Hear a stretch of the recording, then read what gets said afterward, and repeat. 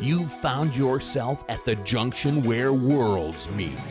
Politics. Civility? How about honesty in this country, folks? Entertainment. I don't like entertainment. And a whole bunch of other stuff. It's about having a healthy body image. You have a very unhealthy body. You should have a horrible body image. Not a big home improvement market in Detroit. We are definitely going to get letters. You're listening to Talk Radio's Strangest Animal. You're a strange animal, that's what I know. You're getting louder with Crowder. But you're a strange animal, I got to follow. Oh, I'm in the spiritus. Glad to be with you. That is the sound of the weekend.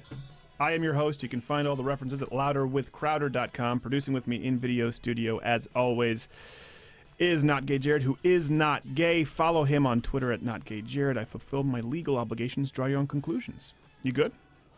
We're good. We are good. And hello to our good. fellow ARF-comers out there, Yeah. AR15.com. Big supporters. We love them. And I have some new commercials coming your way this week. Big guests, really big show. We have It's a full lineup. Curt Schilling. Curt Schilling up first. Then we have Sam Kendricks, the viral sensation pole vaulter, bronze medalist for the United States, who, well, you know what, can we run it? Do we have that clip? A quick, 10-second? We don't have the clip. We don't have a clip. Viral sensation who dropped his pole in the middle of his practice run because the national anthem was playing, and he sat there and put his hand over his heart and honored it, and by the way, an Army reservist. So great guest. Then who? Ann McElhinney? And McElhinney. And McElhinney to talk about Hillary. She had a play regarding Hillary Clinton with actual transcripts, I think, from the FBI investigation. We'll ask her.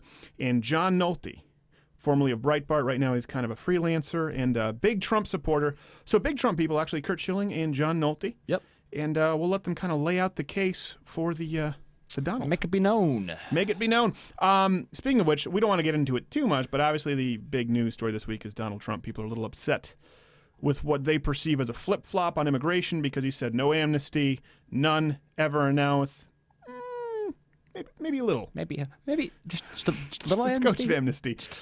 Now, I understand where he's coming from with this, so you guys can, we'll talk with Curt about it. We'll talk with John Nolte about it probably more so. Curt is going to be running against Elizabeth Warren. I want to get the skinny on that. That should be hot and exciting. I want to get the Native American skinny I just on hope, that. if he does, I just hope he just destroys her. Obliterates her. You know, Donald Trump is now saying, well, maybe we can work with them if they pay back taxes. He said he's going to do very similar to what Obama and George Bush have done. Which have been immensely popular. Yes, which is further to the left than what Marco Rubio has done, and certainly than what Ted Cruz has done, where they were a little harsh. Here's the thing. I hope this is a misspeak. I hope it's not a pivot, because I've always said this about the one thing I liked about Donald Trump. I don't think he's going to get Mexico to pay for the wall, logistically, but I like that he's been bold enough to talk about illegal immigration and say no more. I've done that on this show for a long time because my mom is a legal immigrant. She was on this show, and we borderline had to pull her back because she gets pretty harsh on the subject of illegal immigration. Should pronounce it illegal. Illegal. The illegal immigrant. Not illegal. That's right. You met my mom for the first time. For the first time. Had I accurately portrayed her? I think so, but the mom jokes are just dead to me now, so we can't. It's true. It's can't hard. go there. You have to create fictional Mrs. Crowder Stevens' mom, to say all the horrendous things that we can't say on radio. You people do that? Tweet me at S. Crowder. When you do the mom jokes with your friends, do you sort of compartmentalize that that's a hypothetical mother? This is the real mother, so you're like, no, I would never do that to this mother. No, not that one. Not that one. Not that but the one who doesn't really exist. Maybe. Who looks like Elle McPherson, circa The Edge. Good-looking broad. Good-looking broad. Oh, hey, also, speaking of which, transgenderism has no basis in science.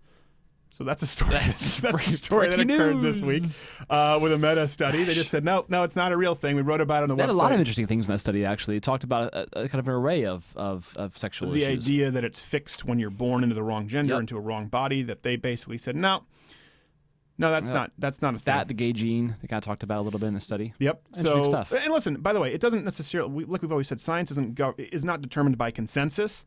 But this is yet more proof that the science isn't in and people have different opinions, and there actually are some really negative ramifications to just pumping someone's balls full of estrogen, believe it or not. Who knew? Some could say problematic. Some way problematic. So, speaking of problematic, there's so much to get into this week.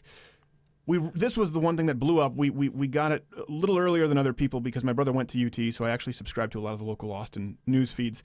You know, in Texas now, you're allowed to carry up. Why are you smirking? What's that little crap? It's just when you know where the story's going, everything's a pun. Everything's just All ridiculous. So back to you, Steven.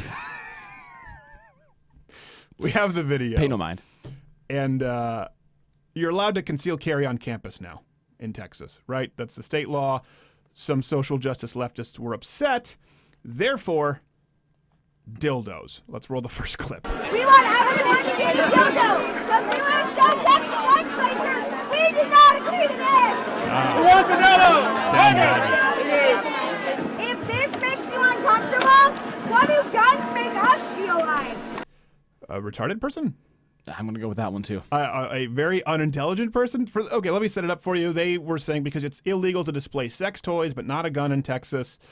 No, there are plenty of sex shops in Texas. You're just not allowed to have a bunch of adult paraphernalia out in public in front of children. Obviously, they don't really care because this occurred. So they're thinking, we're uncomfortable with guns, therefore we're going to pass out these dildos. It gets worse, and then we'll get into the meat. Roll the next clip. There's no way to tiptoe around this. Not gay, Jared. No way to tip it. Why do we need guns in our classrooms? Guns are literally boning our education. Woo! No, you literally need to go back to remedial English because guns are not even figuratively boning your education. What is this? These are the kids of higher. Guns are literally boning our education. What? What is that? What does that even? I don't know what that means, but I know that it's incorrect. So this is what's happening with the left. We have how many more clips do we have with this? We got 2 more. Okay, we have 2 more. You know what? Let's roll a couple more because there is something important, a macro here, a through line, if you will, to get to. Let's roll the next clip. Vibrators? Zip time. Vibrator. Hey, she goes to yes. All your friends are strapped up. Put them on your backpack. Put them on your friends' backpacks. We love that you're all out here participating in the discussion about Texas laws. And we need you to continue to make noise. All right, that's enough. That's all these people do is make noise. Make noise! And they photograph it to make it look like there's an actual crowd there. Here's what's important for people to know. We write a lot about social justice warriors and leftists, and the beauty is here, the pendulum is swinging. These people are losing. There is a silver lining. Politically, it looks grim for the United States right now. But people see these videos. They see these stories. They get no interactions. Nobody likes them. There's maybe about a dozen people there, maybe 24 people, call it 36, who are running around shaking dildos to protest guns because they think that's effective. And they're screaming, and they get the headlines. But guess what?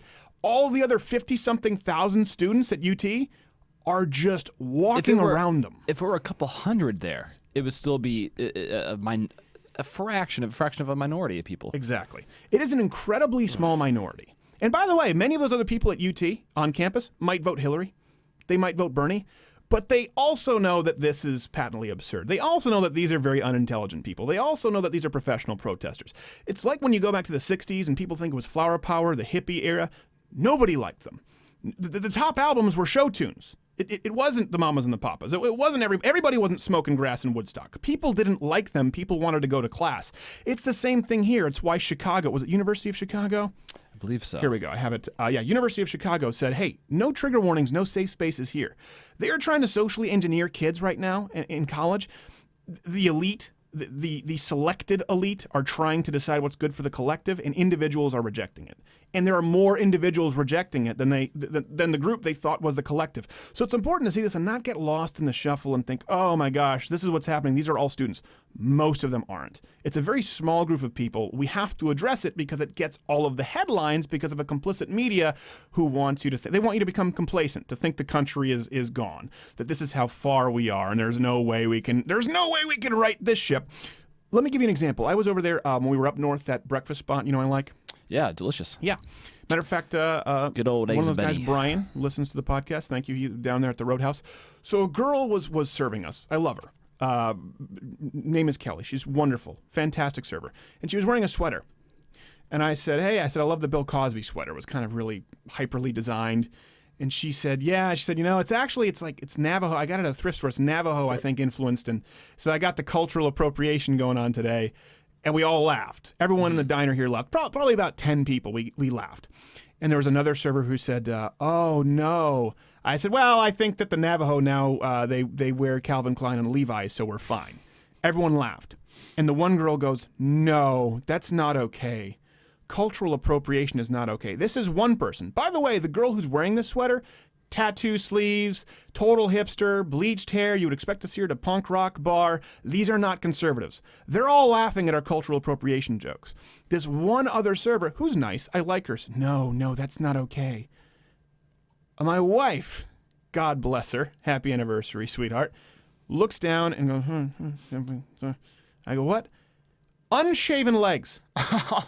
The girl who was offended at cultural appropriation was unshaven legs. So this is the the moral of the story is look before you assume that this person is mainstream. If that's an Aesop fable, the one person who actually was invested in this idea of cultural appropriation was offended was the girl who didn't shave her legs. I'm guessing Pitts was not wearing a bra. Was definitely not wearing a bra. So it's important to know how many girls do you know who don't shave their legs or pits? Probably not very many. How many do you know on campus? Probably a lot. How many who go to the Grateful Dead concert? Probably more. And they grab the headlines. But even in this little spot, this little hip breakfast spot, everyone was laughing at the idea of cultural appropriation and how silly it was. The only person who was making a scene was the one with unshaven legs who thought it was offensive. That's where we are, and that's why it's important to push back and point out the absurdity and laugh, because most America, including liberals, including leftists, okay, it's important to note that not all liberals are social justice left. It's mainstream in the Democratic Party. It's mainstream in the media platform, but it's not mainstream in the United States. So you don't need to accept that. You're among the other 10 people in the diner who do shave their leg, or maybe not. Well, if you're a guy, it's a different situation. We'll get back to I don't know how to pivot from this with the dildos and the shaved legs. Pivot. We'll be back.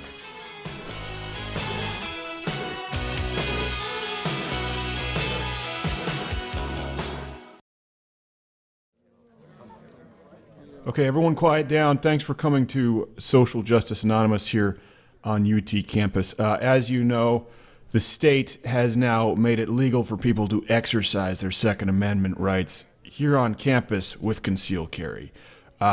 We need to send them a message that this will not stand. And we need to do it in an effective, cogent way that communicates our point of view. Do we have any ideas? How about we just, walk around with dildos? I don't think we'll top that. Meeting adjourned. Hey, Jared, what are you doing? Shooting bad guys. With what? By AR-15. Where'd you get it? AR-15.com. Enunciate it more clearly so our audience can hear. AR-15.com. That's better. They sell guns now? Yeah, they do. Are they any good? They're the best. Where from? AR-15.com. Kapoo. Kapoosh. You really make that sound? Didn't have the budget for sound effects. Kapoo. Kapow. Oh, there's another one. Kapow. You got him. With what? By AR-15. From where? AR-15.com. Hey, how do you know they're bad guys? Turbans and burkas. Kapoo. That's racist.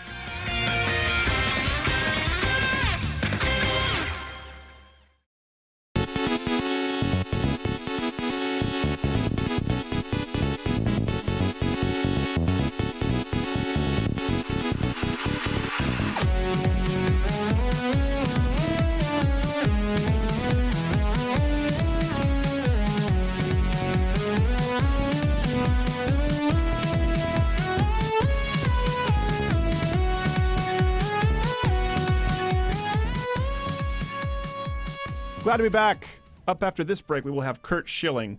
Curt Schilling, I'll talk to him about. My cousin was saying, make sure you respect the man. He's one of the best players ever. I had no idea. I don't follow the baseball. Yeah, just no big deal. No big deal. I'm a man. I'm a grown-ass man, and I don't follow hobbies. Send your hate mail to @NotGayJared because he's the one who actually really hates baseball and team sports. I don't know why. Sure. I don't know why. So we did this piece last week on Amy Schumer, the rape situation at UCB. So there's been a lot that's been happening in the news. I want to get to the Trump stuff. Well, we'll talk with Curt more so about his run. We'll talk with John Nolte on the Trump stuff. Did this thing on Amy Schumer last week in the rape situation of social justice warrior leftists who are encouraging rape culture by being complicit with the hashtag movements and not notifying the proper authorities. I think somewhere in there, I may have taken some jabs at Amy Schumer's physical appearance. That's surprising. That doesn't sound like you. It doesn't sound like something I would do at all. And so I got some comments and emails saying, hey, why do you feel the need to slut shame or fat shame? Why do you do this with your audience? Here's the thing. There is no slut shaming culture. There is no fat shaming culture. People need to understand this. They throw it out there because you make a joke about Lena Dunham being unattractive and fat. The reason someone might slut shame Amy Schumer, remember she got so mad when a fan came up and took a picture, said, hey, spent the night with Amy Schumer, bet that's not the first time she heard that. And she's going, how dare you call someone you don't know a slut? It's not slut shaming. It's a reaction from the public to someone who has made their entire living off, set your stopwatch, someone who portrays himself as a slut. Her whole thing is, I get so drunk, I don't remember who I slept with. Oh my gosh, look at me, my diaphragm fell out. That's pretty much her shtick. I think she can be funny sometimes, but that is her bit. That's her act. It's like Senor Wences, tonight, only it's a vagina. That's Amy Schumer's bit. Do you know Senor? You don't even know Senor Wences. So it's a reaction by someone saying, okay, you're portraying yourself as a slut. This is your shtick. I'm going to go along with it, and now I'm annoyed with the sluttiness. You don't get to be offended that someone thinks you're slutty. Lena Dunham. Lena Dunham has openly talked about and has stood before dozens, let's be honest, maybe not thousands, and has said, our show was designed to, I really want to push this idea, the boundaries of what people think is traditionally beautiful. Okay, do that. But you don't get to be offended when people have the gall to insinuate that you are not traditionally beautiful. And it's because you've made your career, or like a Tess Holliday. Remember that oversized model who we talked about? Oh, Lord. Can't forget. I don't dislike fat. This isn't fat shaming. It is a reaction to someone demanding that you praise their body. Saying, hey, look at me. I am proud of my body. And people saying, well, maybe you shouldn't be proud of your body. It's a reaction to you making a living off of your body. This isn't, if Amy Schumer were your barista at Starbucks, right? You wouldn't walk up to her and go, listen here, you little Stay Puft Marshmallow looking whore. You wouldn't do that because you don't know her. But if she was at Starbucks saying, oh my gosh, I slept with a bunch of guys last night testing out material, you'd probably say, hey, my barista's kind of slutty. I never knew that about my barista. I don't know if I want her touching my cold brew. Same thing with Lena Dunham. Listen, by the way, with Lena Dunham, my criticisms with Lena Dunham are not based on the unkempt, self-admitted, filthy exterior. It's everything that's inside. It is the soul of Lena Dunham that I have a problem with. It's just easy to also, it happens to be wrapped in a package that's... It's all disgusting. Well, none of it is good. So, and no guy, by the way, it's not because you're not traditionally beautiful. No guy says, well, unless you're like, a guitarist, a bassist for fun who is in desperate need of a beard, no one is interested in someone like Lena Dunham. And here's the deal. What really bothers me with the slut-shaming and fat-shaming thing. Just because you feel as though you're a more victimized class, you don't get to have the corner on it. So a good example is I was just at a mall recently. Lane Bryant. They have one of these plus-size models now. And they have earn real women dollars. Clothes for real women is what they say. Don't act like you're not marginalizing people. So what are they saying with this? My wife's not a real woman. My mom's not a real woman.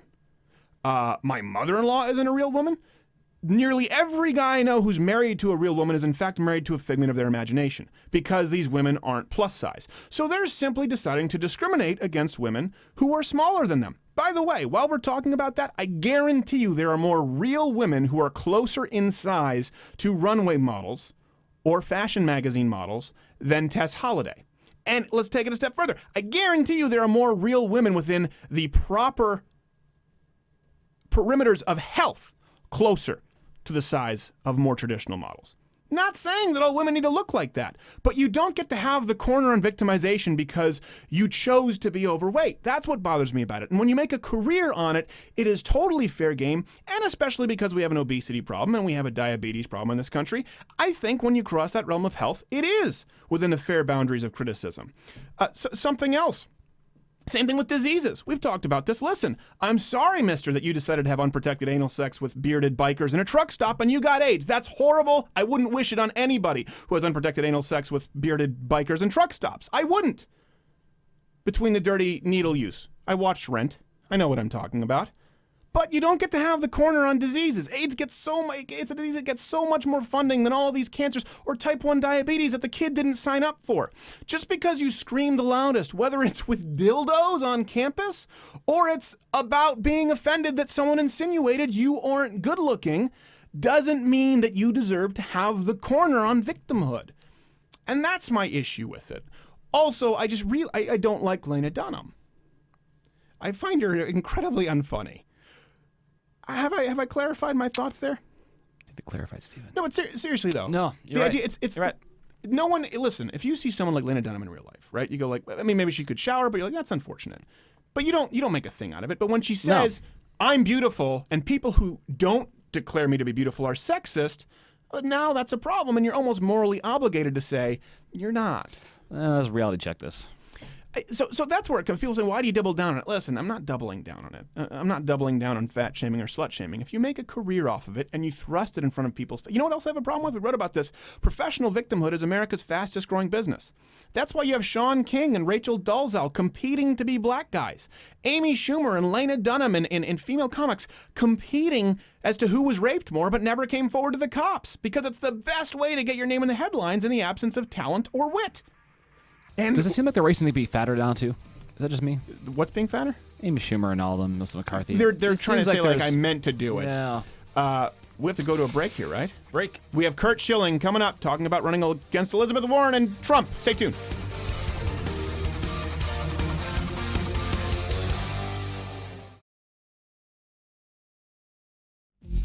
This month, in her new comedy special, Amy Schumer's offended by everything.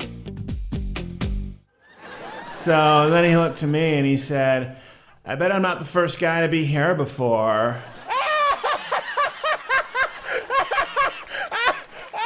Oh, it kills me when she does the slutty stuff. What?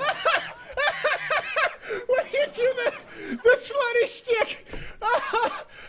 That's my favorite. Are you implying I'm a slut? No, I mean the joke you just did was funny. So are you slut shaming me? What? That's really offensive. But aren't you a comedian? Stay tuned for more comedy on the cutting edge.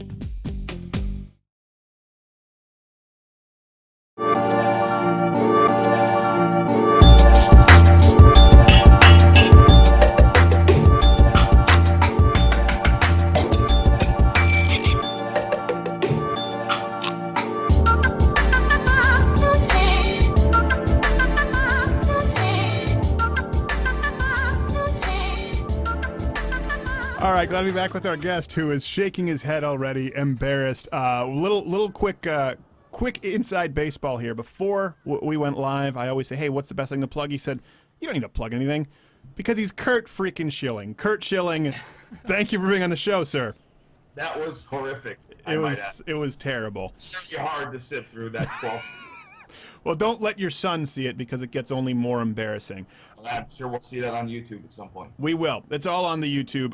So Curt, with little known fact, we were the first show he did after this controversy that he had that blew up last time with ESPN, and then everyone started. Thank God, everyone started having him on, and people realized, hey, this is actually a guy who's making a lot of sense. Now you may or may not. You tell me where I get it wrong. Run for president in a few years, and you more than likely will run against Elizabeth Warren just to embarrass her for her seat. Do I have that right? I'm thinking about running for a state seat. Living in Mass, that can present a challenge. I don't think they've had a Republican senator since 1949 or some year before I was born. Yeah, I'm contemplating that part. And, if Hillary ends up somehow criminally stealing an election, then maybe I might ramp up the White House run. I don't know, but I want to get involved. I'm tired of watching people sit around and talk and not actually do anything, and because I'm in danger of being one of those people. So if I'm going to keep it up, I'm going to probably try and step on that stage and go up against Hiawatha. Well, the Land O'Lakes butter lady. You know, you're an accomplished. It's funny. I talked about this when you came on. I don't follow baseball at all. I'm not going to lie about it. My cousin talked to me. He actually coaches college baseball. He said, "Do you realize that you were talking? Do you know who Curt is?" I'm like, "Yeah, he's a great baseball player." He goes, "No, you don't understand. He's like top 5, top 10 ever. Do you understand?" He's like, he goes, "Wayne Gretzky." He goes, "Yeah, sure, Wayne Gretzky." He was like, "Gordie Howe." He goes, "He's that in baseball." And the people were infuriated that I wasn't giving you your due. So I am now. No, he's clearly from New England or a Red Sox fan.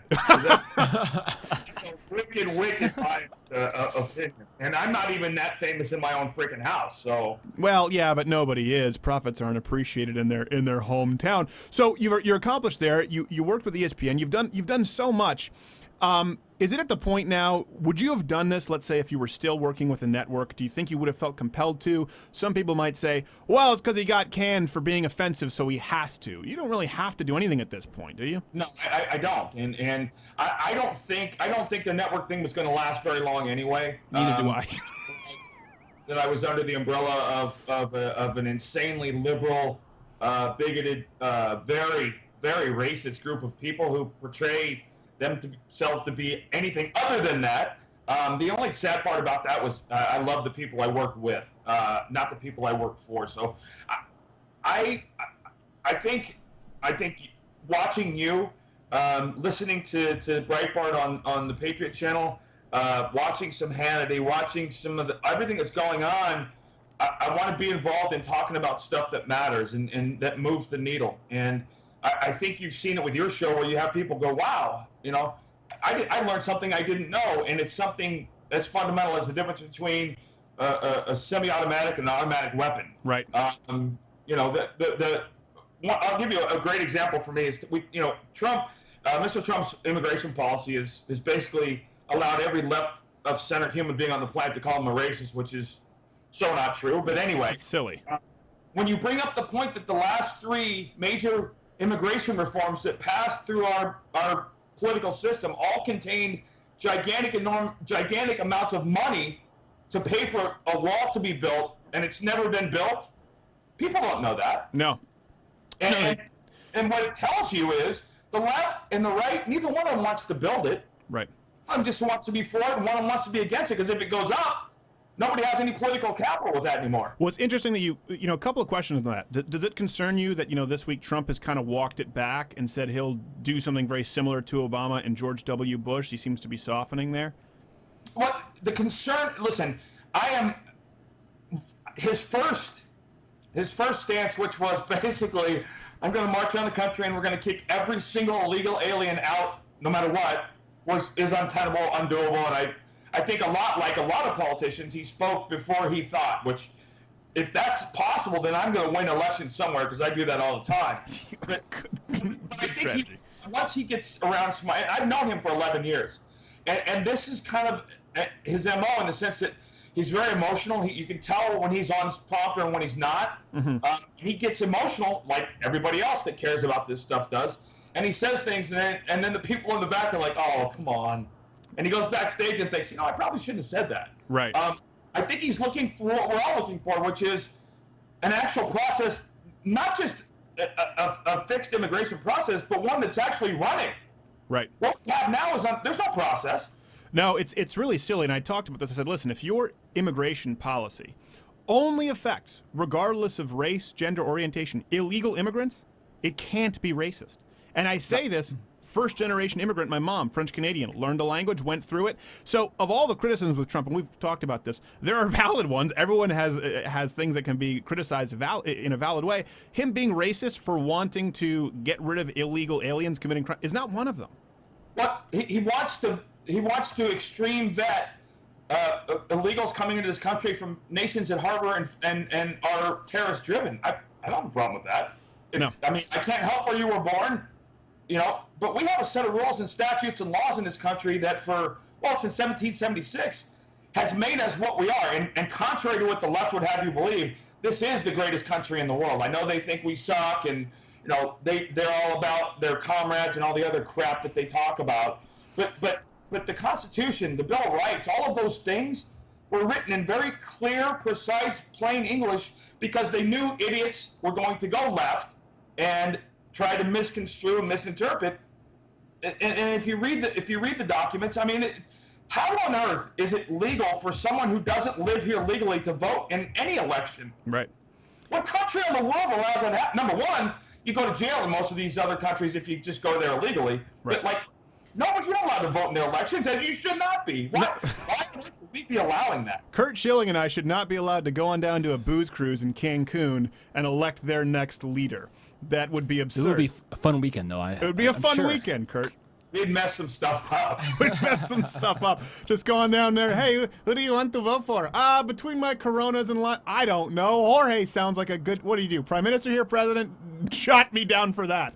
My socialism sucks shirt. Yes. Well, you know, it's funny that you say that because people don't even know the laws in the books in Mexico, how harsh they are. For example, even owning waterfront property, showing up to disruptive anti-government protests. Things that we here just take for granted as basic fundamental human rights are not civil rights in Mexico just for being an immigrant, even a legal one. You have to have a valid ID to vote in their elections, number one. And you have to prove yourself a value to society, a value add to be a legal citizen in Mexico. Yeah. Why?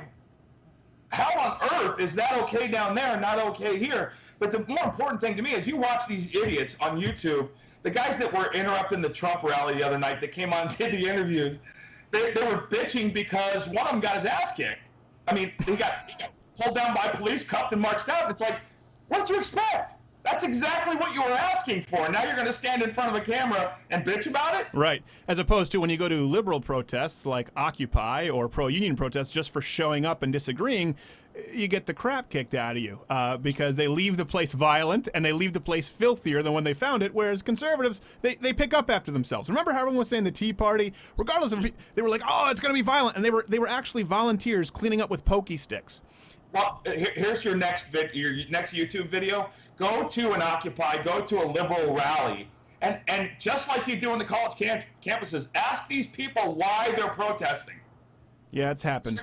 One of them will be able to give you a definite answer that has anything remotely related to reality. Well, actually, some of them do because they're professionally hired to be there protesting. They go, Why'd you do this job? why are you here? Well, because the SEIU's checks cashed. That's why.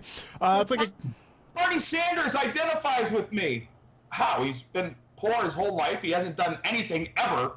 And he's vacationed in the Soviet Union. What part of that do you identify with? Well, now he has a third house up there, up the lake in Vermont, which, listen, the funny thing is, I don't begrudge anyone for doing that. It is just the blatant hypocrisy. I think people are understanding that with Donald Trump, with really a lot of the Republican candidates. I think Carly Fiorina did a very good job of exposing it because she's looked behind the curtain. She's super wealthy, and she was saying these people are pulling the strings in an unfair way. People like Bernie Sanders, the problem you have is them trying to really rig the system against people in the United States trying to be successful. And they're successful, ironically, at the expense of you and I, on the teat of the government his whole life. That's the issue. And I think a lot of people, like you talked about, I hope to see you make some headway with what you do, because a lot of people, even on the right, they're professional talking heads, they're longtime politicians, they get a job on cable news, and their opinion is about as valid as Bernie Sanders. Well, they're terrified of the establishment going away. And by the way, Bernie Sanders, for all his love of the Soviet Union, I would like for him to travel to the Soviet Union as a peasant instead of as a tourist. Right. Because it's a very different country when you're one of the billion that has to feed the government. Yeah. But yeah, listen, everything I think you want to understand about how screwed up this country is, a woman like Sarah Palin, a woman like Carly Fiorina, they are pariahs. They are just vilified and scrutinized, and their families are ripped apart and their kids are ripped apart. They're strong, type A women who have done something and achieved something, and the left destroys them and then holds up Hillary Clinton as the kind of woman you want to lead the country. Wait, what? Right, yeah. Wait, he didn't finish the word. I don't know if we have to FCC that. Country. Lead the country. And I don't know if that was by a good example. My wife is the exact same way. My wife manages a multi-million-dollar company. She's constantly working. She's very type A, and I find that unbelievably attractive in a woman. She's also very warm and soft, and I know we'll make a great mother when we do that. For example, who do you think, let's just get rid of the physical appearance because that's not fair. Who is more attractive to a man? A Carly Fiorina, right? Or like you said, a Sarah Palin, or a Lena Dunham? Or an Amy Schumer. That I got reflux. Well, so does Lena Dunham. That famous picture eating the cake on the toilet. I assume it's because it just goes. I right up there with Cher. Cher tweeted out some absolute bullshit last night that blew me away. She's talking about comparing Trump to Hitler and what Hitler did in the early 30s, and talking about the German economy and misusing every possible phrase you could use. She tried to sound intelligent and sounded really stupid in trying to do so. Yeah. Lena Dunham. I argue that Lena Dunham and Rosie O'Donnell are two reasons for every human on this planet to vote for Trump. They both said they'd leave the country. If you, how is that not incentive? Yeah, I mean, but Alec Baldwin, I think, said that when Bush won re-election. They never follow through on it. Al Sharpton made the promise too. Notice how they Al always want Sharpton. Canada? What was that? They always want to go to Canada. They never go into Mexico. No, they never go to Mexico. They want to go to Canada. And Gavin McInnes did a great video on that, on really what they mean in Canada. Like, you can't go to French Canada because they're racist and discriminatory against everyone. No one wants to go to Western Canada because there's nothing. Really, they're talking about Toronto. And Right. That's Canada to them. yeah, exactly. And I don't think they'll understand that someone like Lena Dunham or Rosie O'Donnell, they say the wrong thing and they can be jailed in Toronto. There's no free That's speech. the thing. Also, you want to move to Canada. Michael Moore is a Canadian.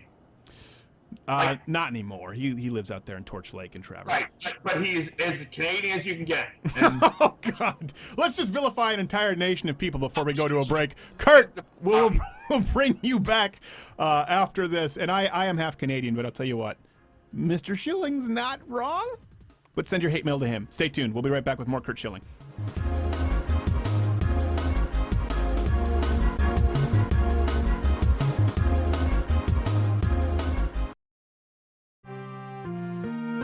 You're about to catch the news just in the nick of time with Nick Nolte. I just want to relax with a glass of scotch. Kimmel. Got some funny bits with Matt Damon. They put him on an apple box. Hot damn. Oh, hell, it's unwind at the end of the day. Instead, I tune in. I get Hillary Clinton. Oh, God. Opening a jar of pickles. Kimmel wants us to vote for her because she can open pickles. George Washington ended the Revolutionary War. Abe Lincoln freed the slaves. Reagan, you got the Cold War. Hillary opening a damn jar of pickles. I'm not voting if your biggest qualification is opening pickles. You know who else can open pickles? I can open pickles. Anyone can open pickles. It's not hard to open pickles. That was news in the nick of time with Nick Nolte. You're a strange animal, that's what I know. But you're a strange animal, I got to follow. Oh, I'm in the speedy. Glad to be back. Our guest is not like our dancing, but screw him. Because he thinks what he can throw a ball and he has the right to tell us what to do. How dare you, Curt Schilling? oh my God, that was horrific again. Well, this is the show. See if we just lower expectations every time. Hey, speaking of which, so you've been going back and forth with my producer. Tell us a story about how you've not gay Jared and your personal telephone. No, I was telling him, he sent me a text and he said, "Hey, this is Steven Crowder's producer at Not Gay Jared," or something like that. I was like, wow, that's... Did I say that? I don't know if I even said that. I think I just said Jared. No, here, I'll read it for you, okay? This could get This is NC-17. Yeah, well, yeah. Just don't show the pictures. Don't show the pictures. It says, Mr. Schilling, this is Steven Crowder's producer at Not Gay Jared. Oh, okay. Just see if we can book you, blah, blah, blah. So I was telling him earlier, I said, well, I saved it as, now look, here's my phone and my contacts. He's Not Gay Jared. Yeah. Right? So what's going to happen if I do decide to run for office, my first public press conference, my phone will ring and it'll say Not Gay Jared across the top. And I will immediately get letters from LGBT and every Don't forget the QAAIP. Yeah, whatever. But you know what I mean. Well, you were saying because you're actually pretty socially liberal. When we talked about you on the last program, you're socially moderate anyway. You're certainly not in any way would be considered homophobic. Of course, that's the attack now that you may run for a state Senate seat. You said when this happened, there was this hit piece written about you. Either it was Boston Yeah, Herald, the Boston Globe, and you were saying was it your vet who is gay? A friend, very dear friend. Okay, very dear friend, and she is of the homosexual persuasion. And you said she wrote you a letter. She called me. She's a very dear friend, and she called me and said she was so upset because she didn't understand how someone could legally do and write what they wrote, knowing full well none of it was true. And you know, an incredibly brilliant woman, like I said, a very dear friend, and I had to explain to her, and I was like, you know, don't worry about it, Bliss. She's like, no, I'm pissed. I want to write a letter, you know. But that's, you know, and I'm sure you run into this as well. I tell my kids, don't ever try and live your life to make people that don't know you like you. It's a good, you know, it's even amidst how caustic you can be, and this show can be, that is actually very good advice. Well, but here's the thing. Socially liberal. I'm a Christian. I believe in the bonds of marriage and all, but it's not my place, nor do I believe it's the federal government's place. Right. To be involved in that stuff. We are smart people. Let the states decide who, what, when, why, and where they want to do things. Right. I don't need anyone in D.C. to debate on who should pee in whose bathroom. Well, yeah, the thing is with that is because there was a city ordinance, right, in Charlotte, and the state had to come in and say, well, listen, you can't file these suits or complaints against businesses if they don't want, you know, trannies in the ladies' room. So there's a little more to it, but I agree with you. You know what you just said about states? That's always what I've meant. I don't think marriage is a fundamental human right. You know, we're not talking about civil rights. I don't think it's a human right. It's a contract into which two people enter willingly, and states constantly have the right to determine the ins and outs and the nuances of those. And I think what you said is perfectly fine, and it's perfectly tenable alongside also if a bed and breakfast in a state doesn't want to cater to a gay wedding, they don't have to.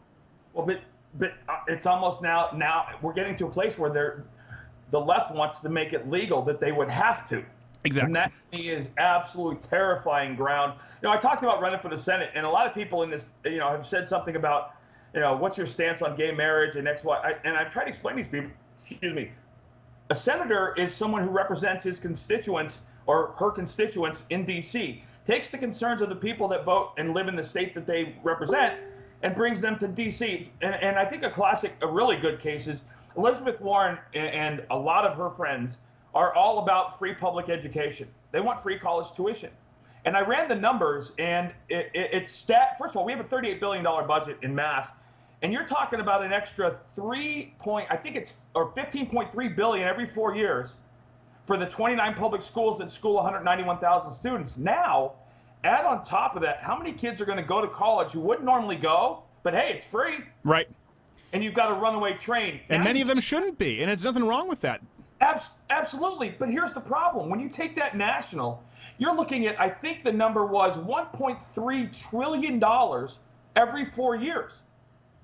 And again, how many hundreds of thousands of more kids are going to go to college because it's free, not because they want to go, but hey, it's 4 more years of life. I don't have to pay for anything. So let me laser in on this because you're talking about it, and now you're getting very technical. You're throwing some numbers out there, which I think will probably surprise a lot of people. Let's say you go up against Elizabeth Warren and you beat her worse than her people scalped other Native Americans before we ever got here. Let's say that happens. What does Curt Schilling do? What does that look like in office? What's the first thing you do?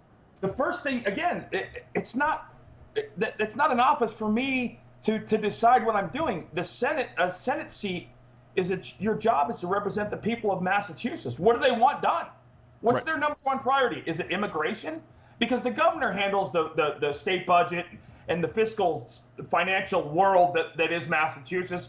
And I think Charlie Baker's done a good job. He's a very dear friend. I think a lot of people on the right are really pissed that he's gone more center, but he's the most liked governor in the country, so he's doing something right. Right. But the Senate is it's a bigger picture thing, right? I mean, I'm not going to go and have a bathroom law changed in Massachusetts. I'm going to take the constituents of Massachusetts' concerns to Washington, D.C., and that's where I think, first of all, I don't know how much you know me, but I have absolutely no idea being the fly in the ointment, no problem being the fly in the ointment. I'll sit in a room full of people who say, yeah, I think we should do this. And I'll say, well, bullshit. I don't think we should.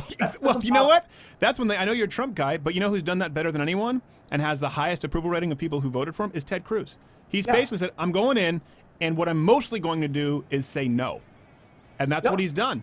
And, well, hopefully so. So Curt Schilling would be similar to Ted Cruz maybe in that regard. But you have to get stuff done. And if you look at Elizabeth, Senator Warren's record, she's got 5 or 6 bills that are in introduction. She sponsored them. She didn't actually author them. I know she got three things definitely passed. She got a day to recognize the 2013 Red Sox as world champions, which they were anyway. She got a day to recognize the New England Patriots as Super Bowl champions. Well, we have to let you go. Wrap it up. We have 2 seconds. She got a bill passed to get a chair put in the House building to represent POWs. Well, okay, so there you go. But I tell you what, come on back when there's more developing. I would love to see you run, if only for the entertainment value, and we will cover it as close as can. Curt Schilling, legend, and good guy to have on the show. Stay tuned, everybody. We'll have, who do we have next? I don't know.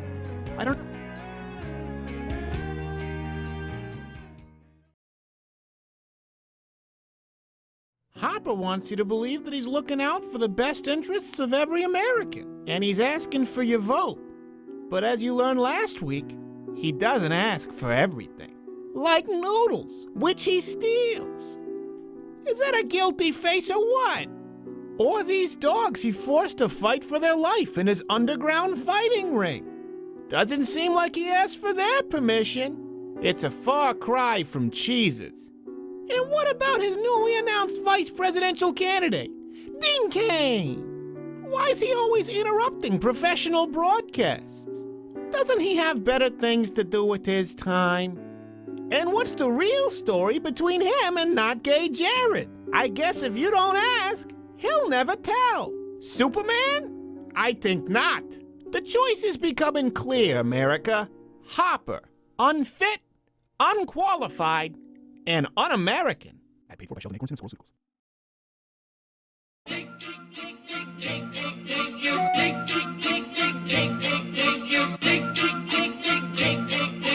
Don't get excited. Here we go.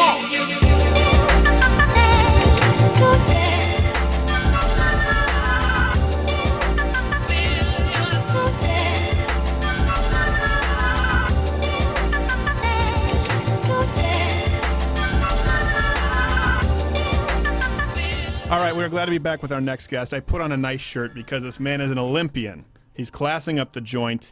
Glad to have him here, pole vaulting medalist Sam Kendricks. Thank you for being with us, sir. Thank you for having me. I love watching you dance. Well, don't admit that, because that could be more harmful to your PR, the PR side of your career than anything else you would willfully admit.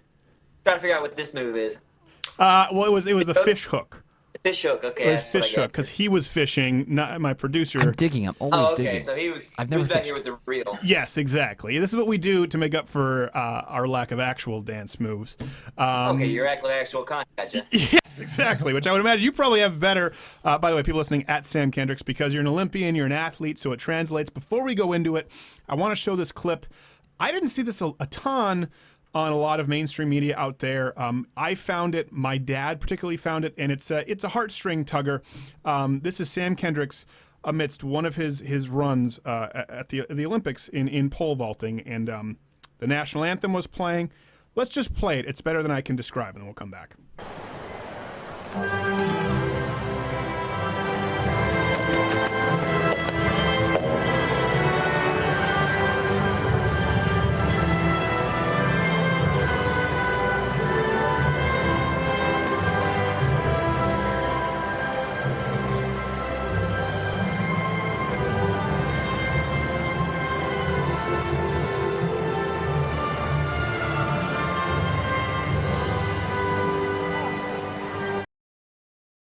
We won't roll the whole clip, so you can go see it at louderwithcrowder.com to see the whole thing from start to finish.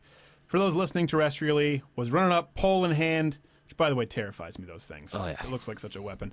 And drops it. Here's the national anthem playing, and sort of you oriented yourself to find out what was playing and stood there at attention. Now, I know you're an Army reservist. Was this instinct? Were you moved? But obviously, it's something that's rare. It hasn't really occurred before. And what was it that prompted you to do that? Well, it's kind of second nature to do that sort of thing. Any serviceman or woman in a similar situation would drop into a position of attention whenever the Star Spangled Banner Reveille or Retreat was playing. Usually they only play it at the beginning of baseball games, on base at morning and evening, or on special occasions.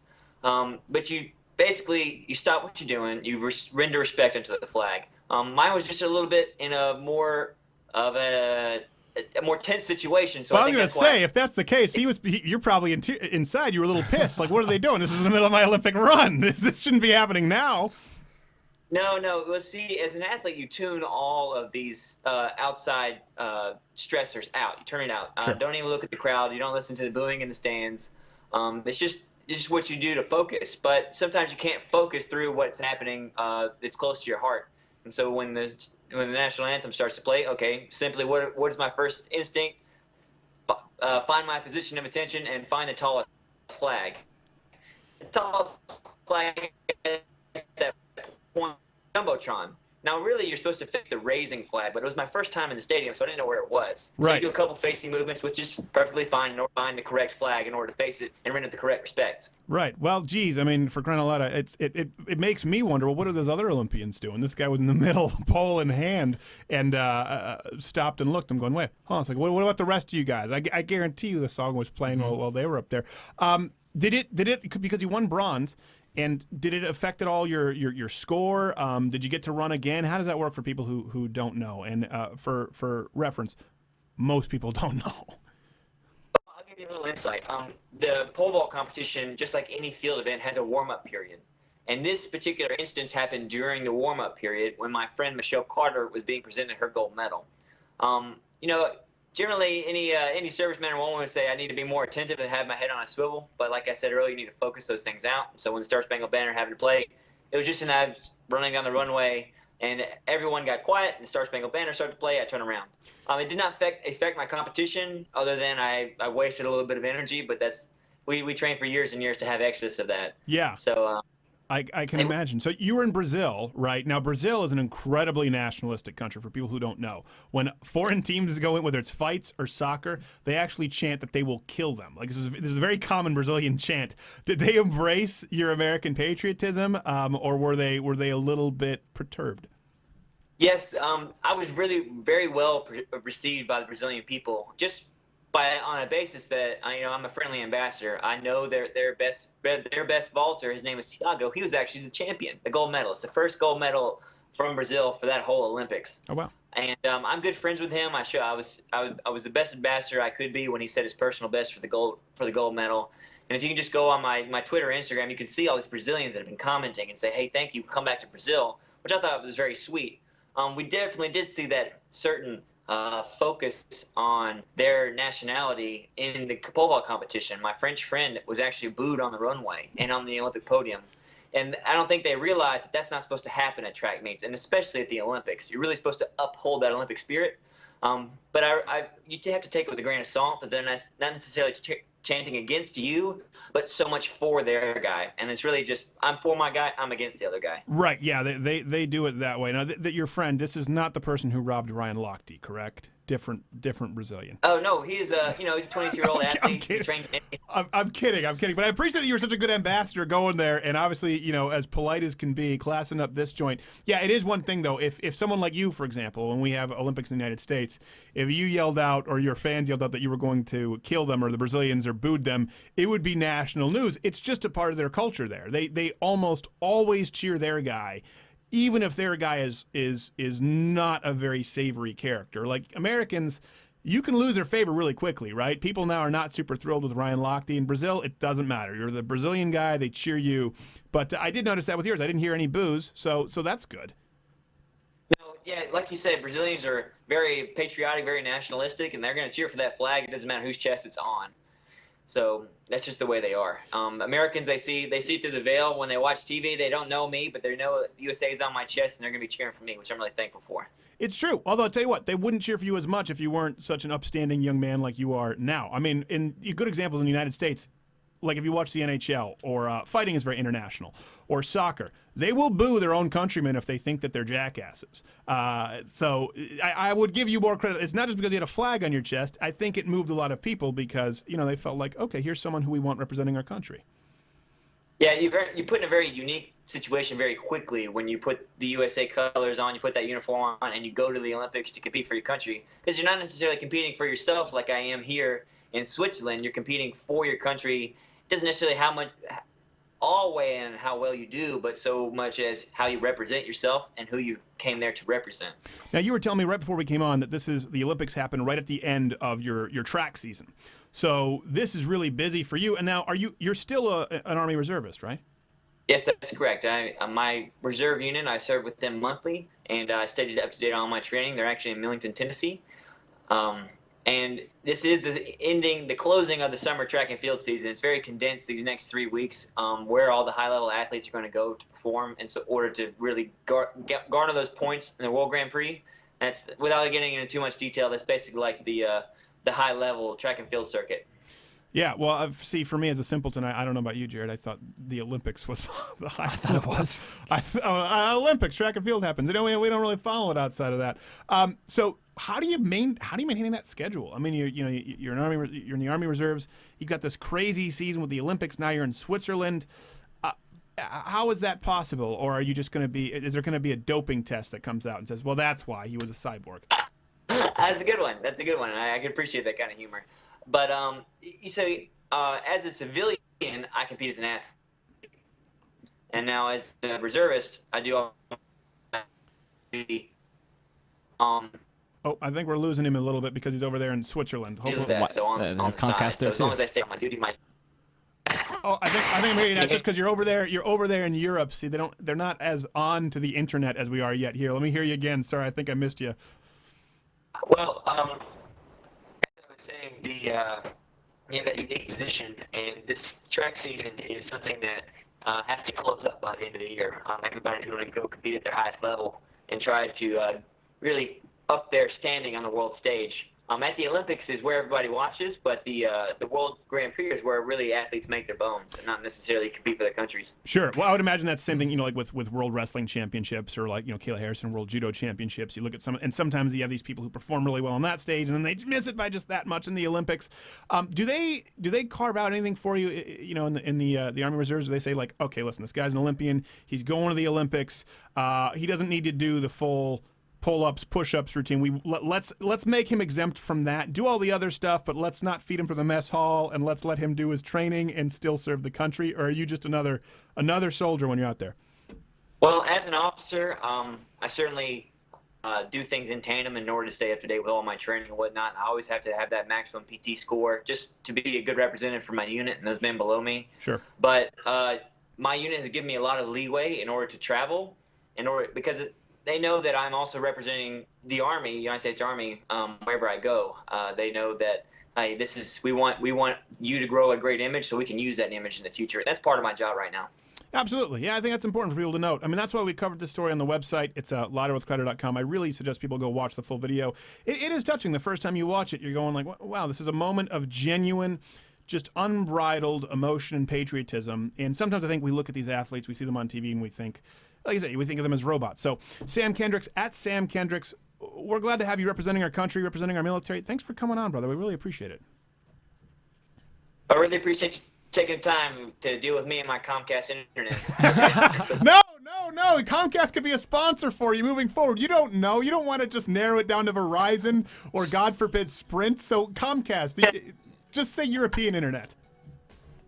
Yeah, it's all T-Mobile over here. There you go, exactly. Sam Kendricks will be back. Everybody stay tuned and go watch that video. He's worth your time.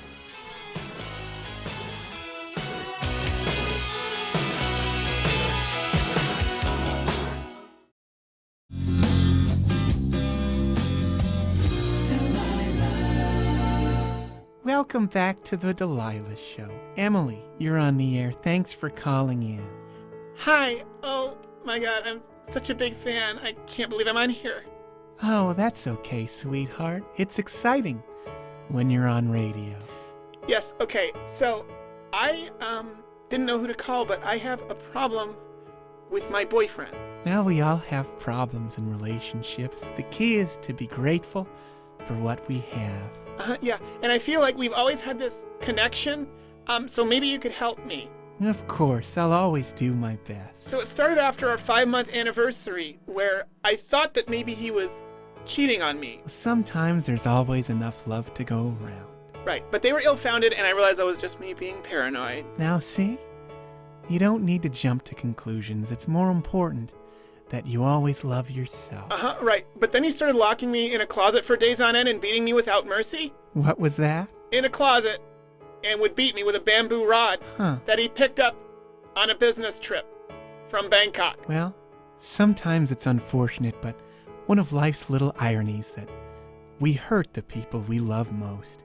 He must love you a lot. Yeah, a whole lot. So, Emily, what can I do for you tonight? Well, the reason I'm calling is because he blocked 911 outgoing, so I was hoping you could call the cops. Oh, well, I can't do that because I have a job to do. But of course, I wish you the best, and I can soothe your worries with the wondrous sounds of Alison Krauss. You take care now. It's amazing how you can speak right to my heart.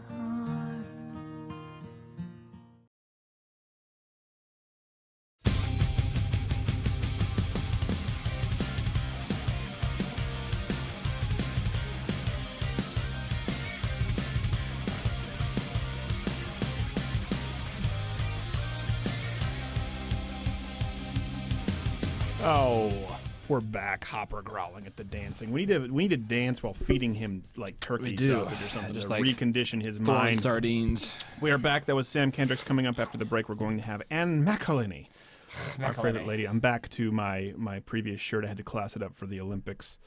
And people going, oh, was it a pre? Yes, it was a pre-tape because he was in Sweden, dummies. But we are live now. There was an attack in Belgium. Looks like it might have just been a gas leak, so our thoughts are with those folks out there.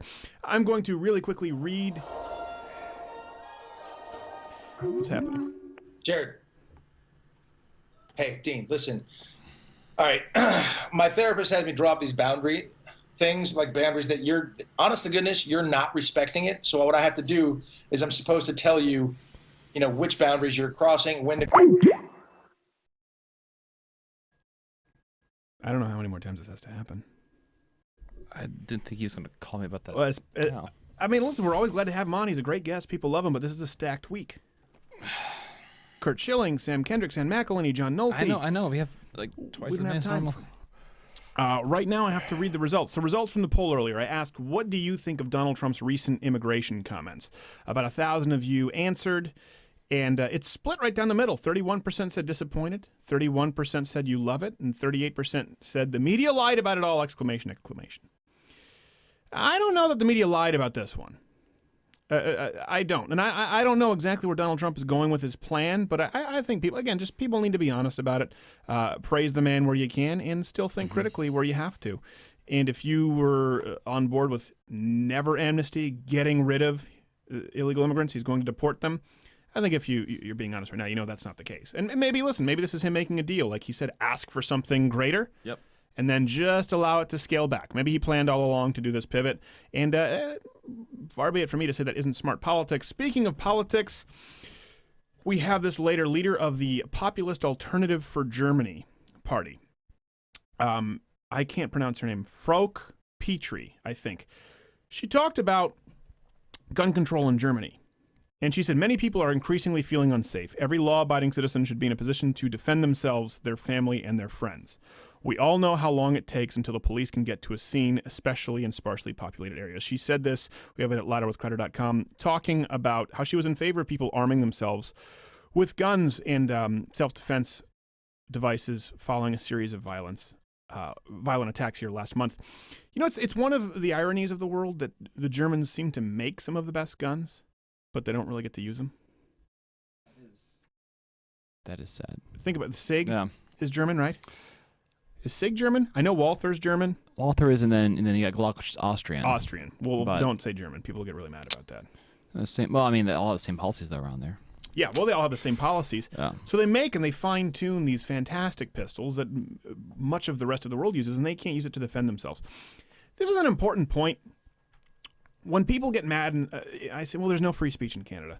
They say, well, what do you mean there's no free? I mean, there is no free speech in Canada. There is no free speech in Europe. It's not protected.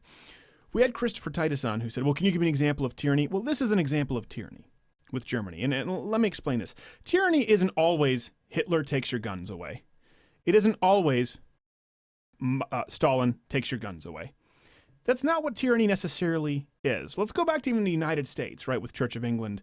Let's go back to taxation without representation. Let's boil that down. What did it mean? It meant that they were paying into a system, that they were supporting a political system where they didn't even have a voice. They weren't represented.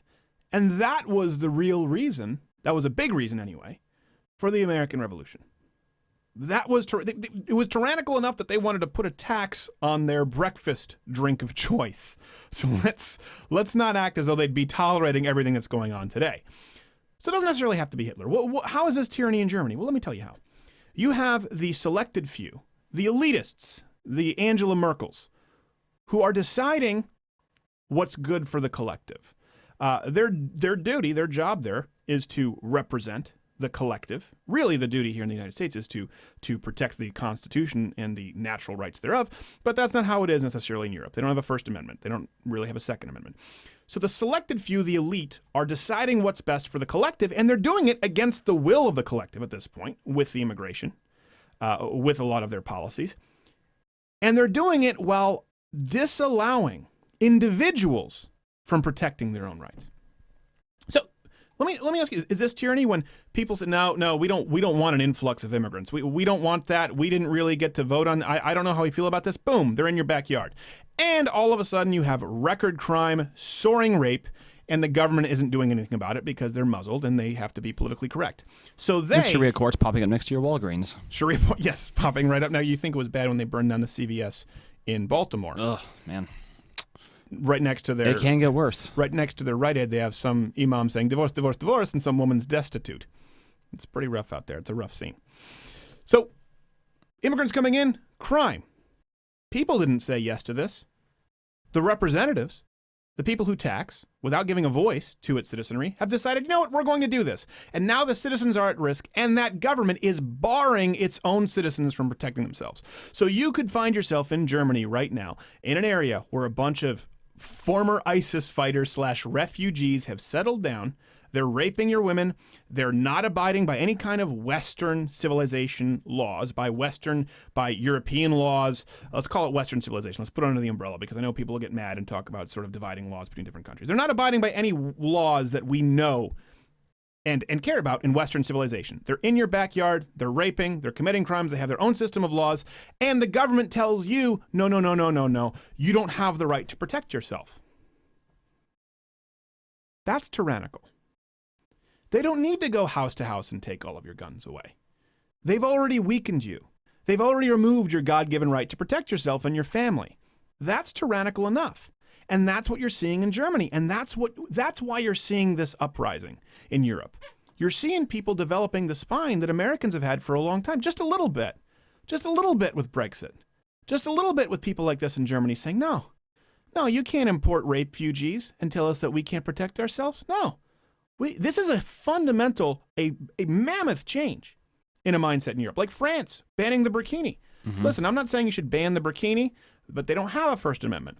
The point there, and we wrote about it on the website, is the cultural shift of people saying, you know what, if they don't want to assimilate, if these people are coming over here, our governments are going to welcome them here, and they don't want to become a part of a first world country. No, we're gonna have to step down on this. That's a big change.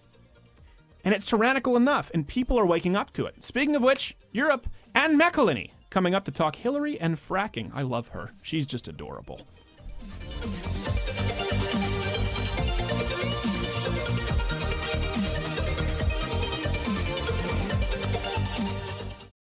Fast forward to the year 2022.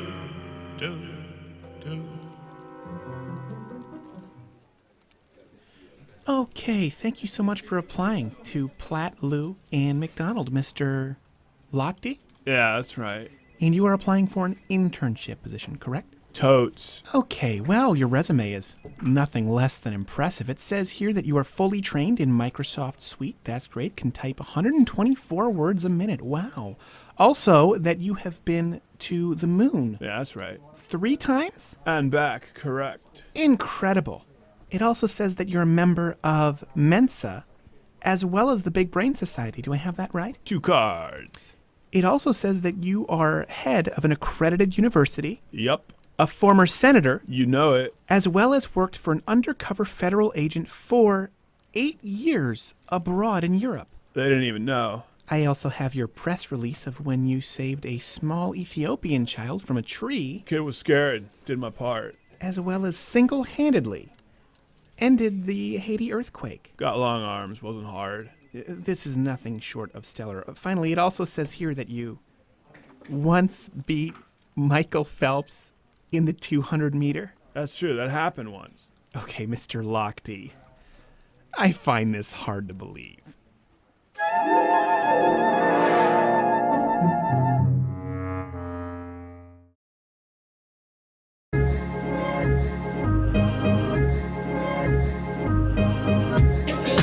Wake up, it's fly.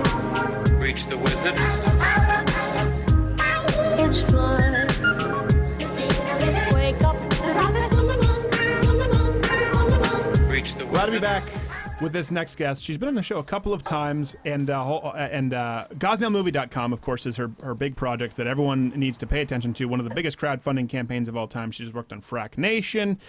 She's a wonderful friend of the show. A lot of big stuff. And McElhinney, thank you for being back. It's good to be here. Thank you, Stephen. No, we're glad to have you. I was just telling her off air. Her husband, Philim, is fantastic. Love the guy. But he's usually the one who calls me when there's a project, and he leaves a voicemail. I can understand you, Anne.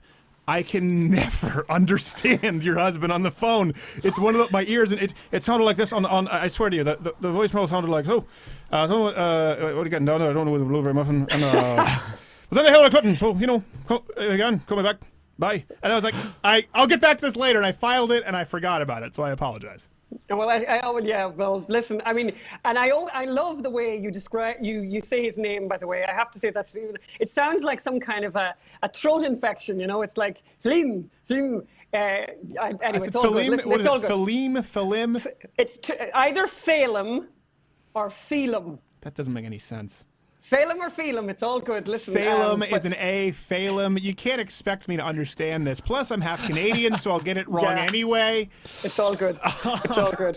Well, we need to have both of you on sometime because that's like a sitcom waiting to Because happen. I can do the translation. Exactly. I can do the translating. Exactly. As I was saying to you earlier, Stephen, your listeners should check out a video. It's gone viral of 2 Irish rowers who won silver in the Olympics. And their interview, anyone could find it very, very easily. But if you think my husband's difficult to understand, you should check these guys out. It's really worth looking at. And I swear to you guys, it's a genuine interview with them on a national broadcaster in Ireland. And it is just classic. They're brothers, by the way. Oh, gosh. Anyway, that's just a side note. Is there like a hierarchy in Ireland? Because I had a friend who was English, and when we were watching some fights. Well, actually, Conor McGregor's from Ireland, a big star right now. We were watching some fights, and there was a fighter from Liverpool. And he just started laughing his ass off because he thought it was the funniest accent. And to me, I could kind of understand the difference, but I didn't realize that people from London, maybe he was from Manchester, just crapped on people from Liverpool to the degree that they did. Well, there's strong accents from different places. So in Ireland, Cork is in a specific category. Cork and Kerry, very, very strong accents. But obviously, you have a particular issue with Tyrone. I'm going to let my husband know about that. Well, all right, there we go. Okay, so you have so much that you work on. You and Phelim are so prolific.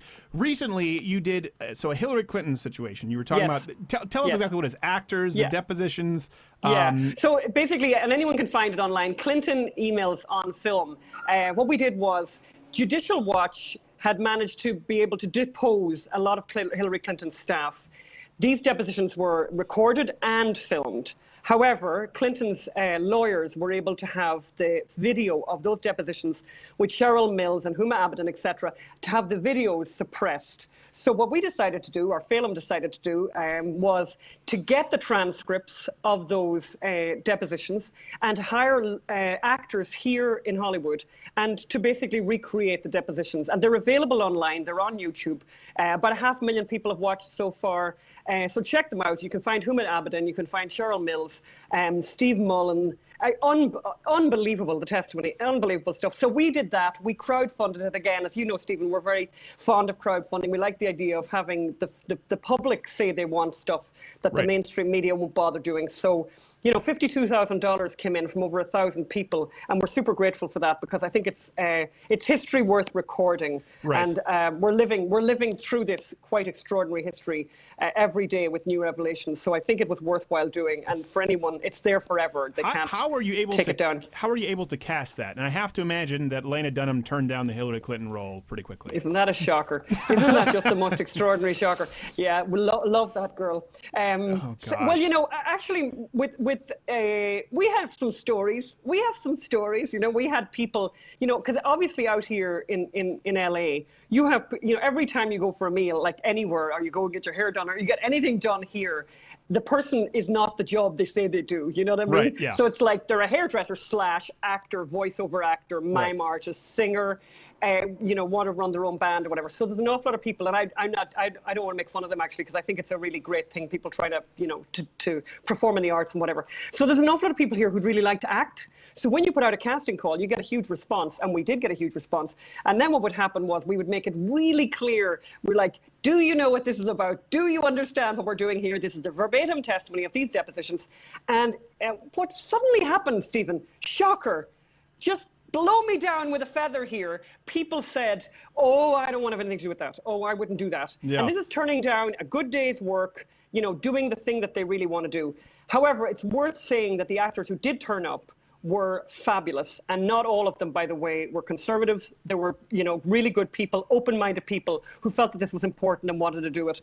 So we were, you know, in the end, it actually was quite easy to find people, and we got great people, and the performances are just amazing. Yeah, well, I would imagine you have some people trying to go off book. Like, I can't be controlled by a director, man. No, this is direct word testimony. Well, maybe that's what you say. Okay, you're gone. Did you have any luck getting any dwarves to play Hillary Clinton? Because We've trouble tried with to that. hire dwarves, We've and had there trouble. was a rentamidget.com, and they denied us because they said we might use it for untoward purposes. I'm like, you're rentamidget.com. What purpose could there be? Yeah, I love that. Well, luckily, none of the people that we were trying to represent are actually midgets, so that kind of helps. Well, Hillary Clinton is close. That's what you could. They prefer Little Trooper. Okay. All right. Luckily, I've never been up that close with her, except for I have to say that yesterday in my neighborhood, she was somewhere here in Hollywood. In whose house was she in?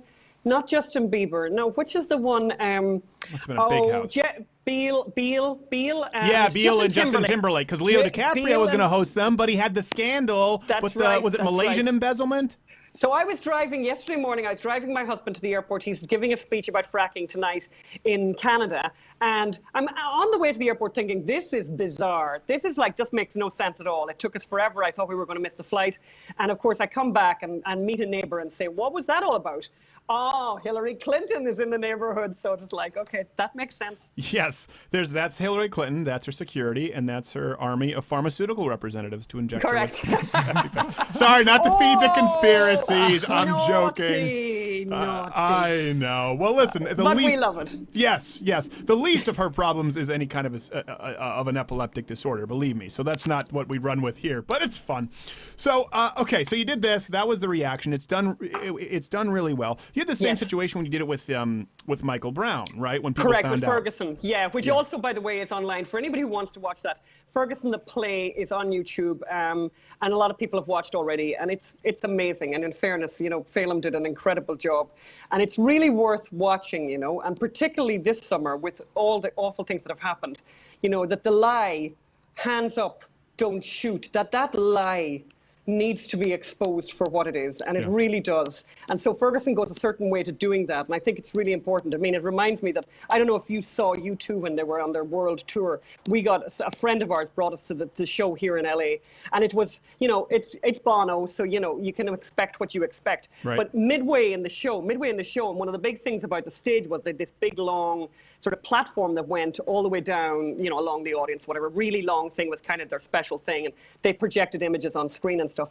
But their big moment was Bono walking like 300 yards. I mean, seriously, this was a really long platform with his hands up saying, hands up, don't shoot, hands up, don't shoot, hands up, don't shoot. Hands up, don't and record another album.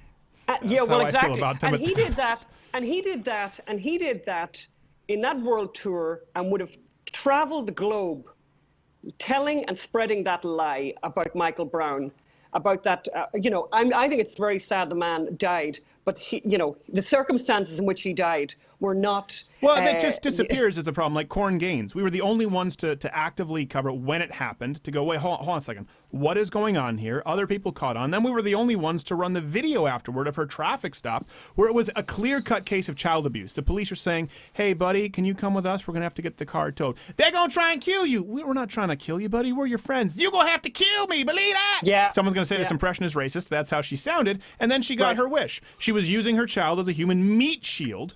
And we've had a call out. We're doing some research to see if someone can I don't know what's happened with the child. I hope it doesn't go into the system. Hope he gets fostered or adopted by people who are not abusive parents and teach them how to be members of a productive society. And this would have gone unchecked. Once it came out beyond all shadow of a doubt that she was a child abuser, it just disappears. So you have people who believe the first story. Same thing with Hands Up, Don't Shoot. No, it's very, very hard to come back with the truth when a story has been aired to the extent that Michael Brown got aired. Right. It's very, very hard, to counter with the truth at that stage. I mean, it's extraordinary. But what's really amazing about the Ferguson play, which is obviously, verbatim from the testimony, is the scenes at the end. And if they only watched one section of it, watch close to the end, like 5-10 minutes from the end, where one witness, a black young woman, is giving evidence. She says clearly and repeatedly, I don't like cops. That's what she says. Repeatedly and repeatedly. I don't like cops. Does everyone understand that? I just want you to know. I wanted recorded here. I don't like cops. She says it over and over and over and over again. And then she says, but here's what went down. Right. And then she describes what happened. And she said that cop was going to die. He was going to kill that cop.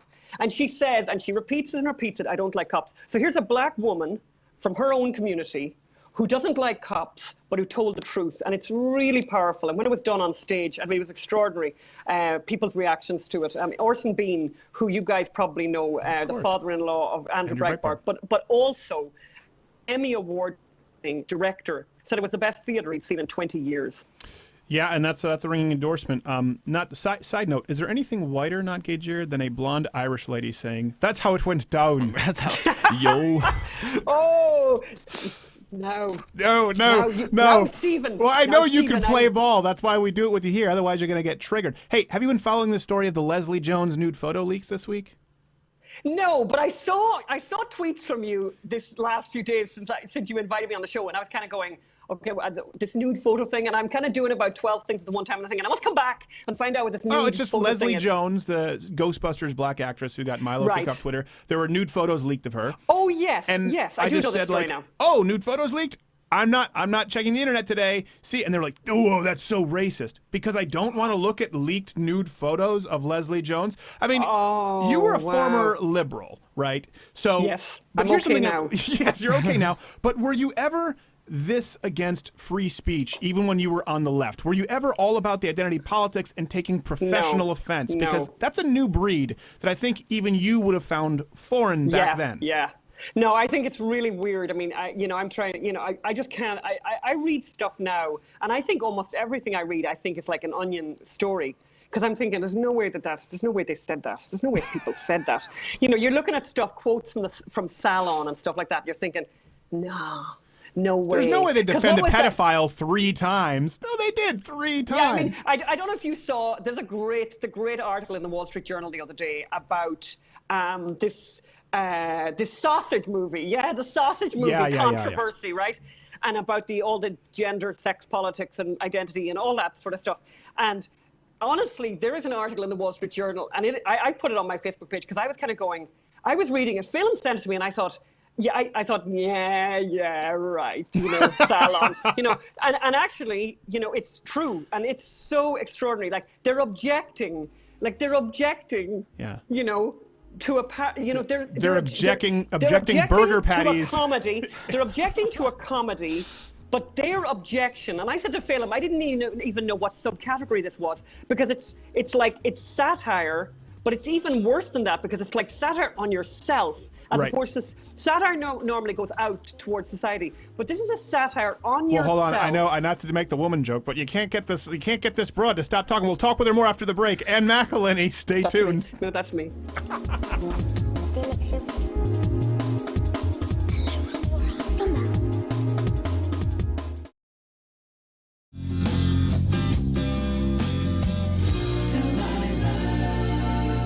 Welcome back to Delilah. Tracy, I'm happy to take your call.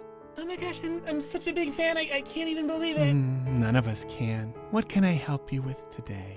Well, I have an urgent problem with a fire. Oh, are things getting hot and heavy at home? Sometimes those passionate relationships are the flame that burns brightest. No, I mean a house fire. Oh, there's nothing like making a loving house a home. No, an actual house fire. It was electrical. My house is on fire. There's nothing I like more than, on an autumn evening like tonight, opening up a book and curling up with a glass of wine by the warm fire while I listen to the tunes of Billy Joel. Do you like Billy Joel? No, the only reason I'm still on the phone is because I'd already dialed in and you answered, and I need someone to call the fire department. I know how that feels. How about the Backstreet Boys? I'm gonna die. As long as you love me.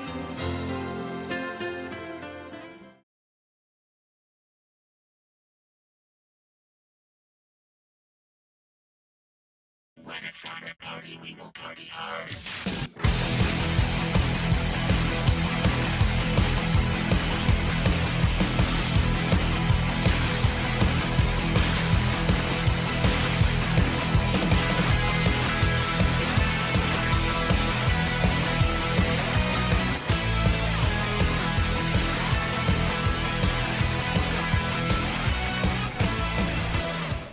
Glad to be back. Anne McElhinney, GosnellMovie.com. Sorry for that, just that uncomfortable display. And okay, right before we left, you were saying about the offended, the Wall Street Journal. Yeah, the offense at offense.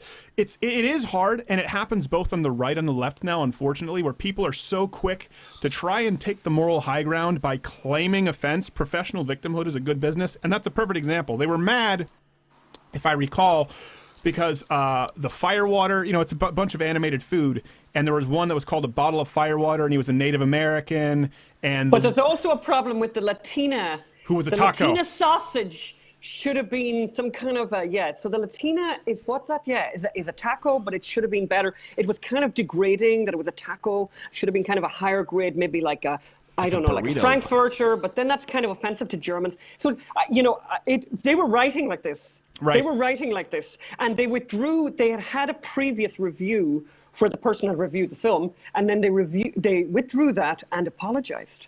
They didn't just apologize, they wrote like 2,500 words of an apology about all this Latina taco controversy. That's and like as somebody said, trainee email length. Oh, it's like, but as somebody said, like not that long ago, our forefathers, fought and died for things that really mattered. And they their minds were exercised by how do we end TB? Right. And things like that. And now they're protesting RuPaul for using the word tranny.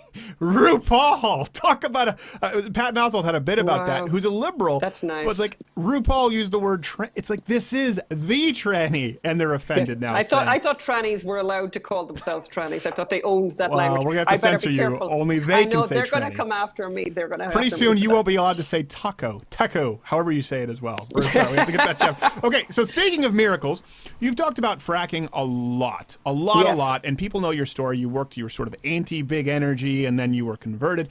I'm sure you have the numbers. The amount of jobs that have been created under Barack Obama, the largest bulk of which is fracking. I was reading these reports. That do you have the number what the percentage is? But despite his best efforts, I don't have a number. I don't have a number, but it's extraordinary. And I think even the numbers that are given are unrepresentative, because what they don't count is people in balloon making shops, or in party shops, or in hairdressing salons or nail salons who have got jobs only because fracking has come to town and their business has reopened that was shuttered. So I think the transformation, and it's funny, it's a very interesting thing that you bring up fracking right now, because I just think in all the noise of this election, and we're, this is something we could talk about, maybe not today, Stephen, sure, but in all the noise of this election, I wish people would talk about the issues, because here's what I know. In this election, it's super clear that this is actually an election about fracking. Yeah. Because one candidate is going to close it down completely, and one candidate isn't. So I think that should be something that people should put first when they start talking about candidate suitability.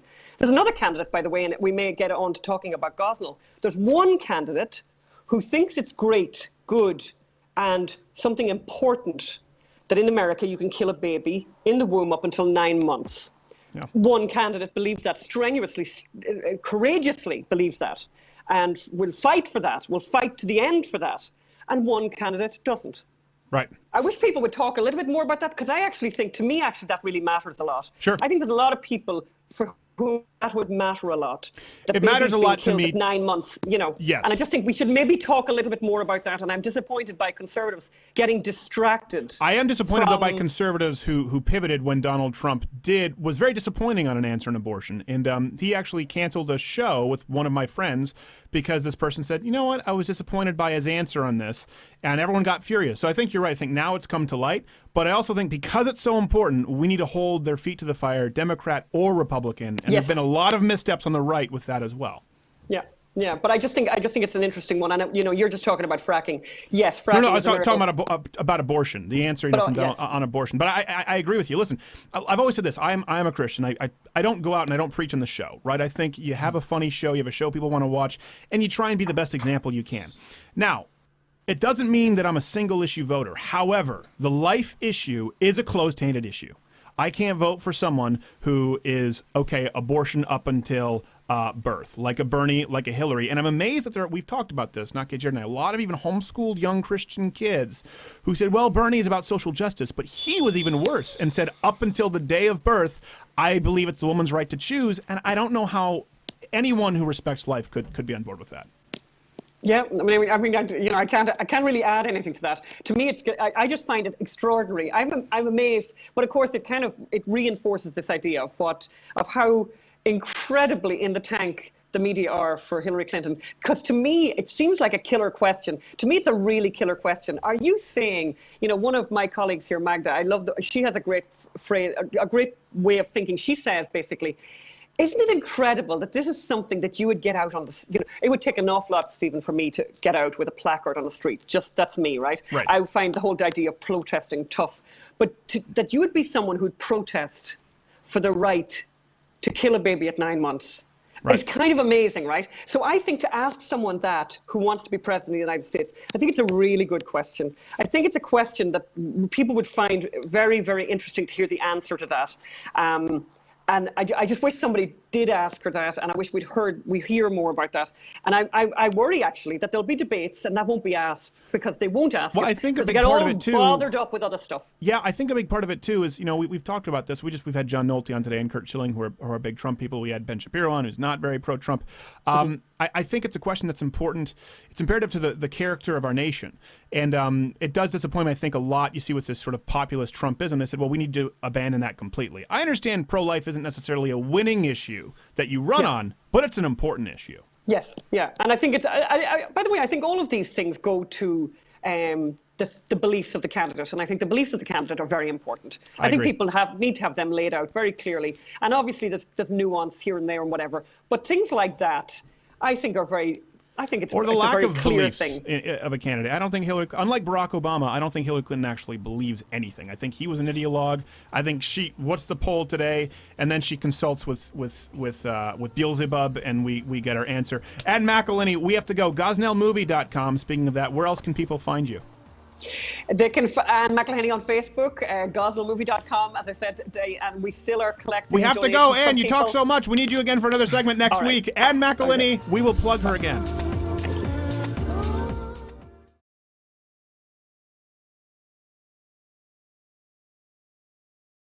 This election season, America, Hopper wants your vote. But how much do you really know about Hopper? Are you aware that he's a doggo Argentino? As in, from Argentina. He's not even American. Is it too much to ask for Hopper's birth certificate? Why do no other dogs from puppy daycare even remember him? What's he hiding in his pants? And his running mate, Dean Cain? He claims he's only part Japanese.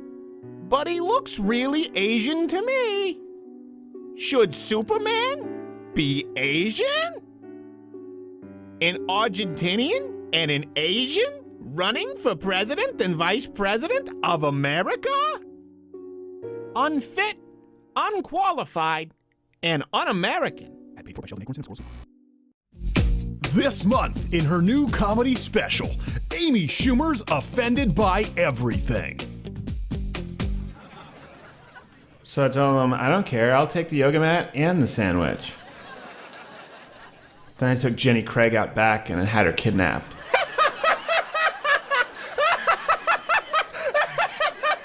Jenny Craig!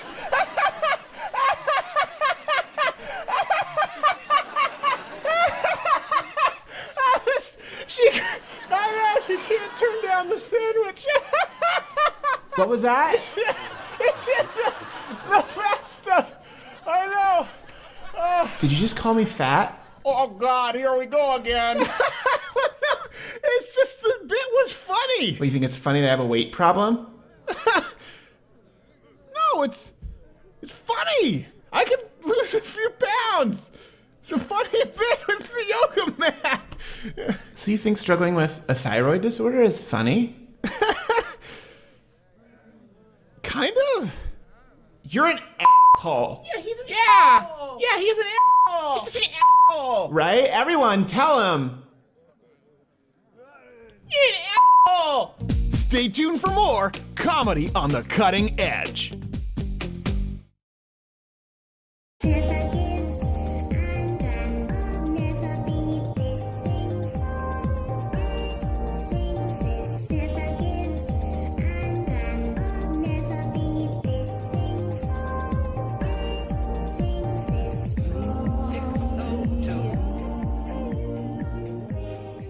Glad to be back. Third hour coming up after the break. We will have John Nolte, who people love, have been requesting John Nolte. I'm your host, Stephen Crowder. Producing with me in video studio, as always, is Not Gay Jared. Follow him on Twitter at Not Gay Jared. I fulfilled my legal obligations. Draw your own conclusions. Gosh, I hope we have Ann McElhinney back on when we talk about the whole Gosnell deal. That'd be good. That'd be good. And hopefully John... Frag Nation was fantastic. Frag Nation was a fantastic... People haven't seen that one. It was a high-quality film. Mm-hmm. And a rebuttal to, is it Josh Fox? Josh Fox's Gasland. Which is just awful. I was just talking about that film at an old naked man in the hot tub at the gym today. That's normal. Talking about how much he loved Michael Moore. And I said, well, I'm surprised because you talked about... You met him. The one Michael Moore fan. One Michael Moore fan. But he was shocked when I told him about Roger and Me and how Michael Moore actually got the interview with the GM and claimed that he didn't. And that he's like, really? Huh? Well, I never been fact-checked on that, but I'll need to go. And he just completely changed his mind. Oh, gosh. And then he was talking about his shotgun. I said, well, Michael Moore doesn't even really believe in the private citizenry's right to own any firearms. He said, what? I said, yeah, have you seen Bowling for Columbine? No, he'd only seen the last two. His mind was changed. So these that's why I say to people, the little day-to-day interactions, you will be stunned as to how quickly people are willing to change their minds. Speaking of which, we'll get into a little inside baseball with John Nolte. I know people have been asking. He left Breitbart. He's sometimes working with Daily Wire, Ben Shapiro. He's super pro-Trump. I think that's an interesting dynamic. We'll talk with him about that. We'll get to, in a couple of minutes, This Week in Outrage. For those on Twitter, This Week in Social Justice Warrior Outrage. Something I thought was interesting I touched on earlier. New report says transgenderism has no scientific basis. So we wrote about it at louderwithcrowder.com, but let me just give you the briefing on the study. Arizona State University professor of statistics and biostatistics Lawrence S. Mayer and Johns Hopkins University Medical School professor of psychiatrics Paul McHugh co-authored the report, which examined top peer-reviewed studies in the biological, psychological, and social sciences. This is the quote: examining research from the biological, psychological, and social sciences, this report shows that some of the most frequently heard claims about sexuality and gender are not supported by scientific evidence. Remember this when leftists claim that you're anti-science. Among the key findings listed by the authors was that the hypothesis that gender identity is an innate, fixed property of human beings that is independent of biological sex, meaning there is somehow a difference between gender and sex. That's the whole thing. The term now gender is not sex. That's what they teach on campus. That a person might be trapped in a woman's body or a woman trapped in a man's body is not supported by any scientific evidence. Children are a special case when addressing transgender issues. Only a minority of children who experience cross-gender identification will continue to do so into adolescence or adulthood, the authors continued. So you can read we wrote about it at louderwithcrowder.com. It came to us from, I don't know where we found it, at Daily Caller. This is important to note because the left will always tell you that you're the anti-science party. We're going to do a big video on the climate change. You're a climate change denier. Remember Bill Nye. Bill Nye. You're a climate change denier. You're a science denier. Well, what do people really mean when they say that? You're a climate science denier. They mean you disagree with my proposed legislation based on hypothetical climate science.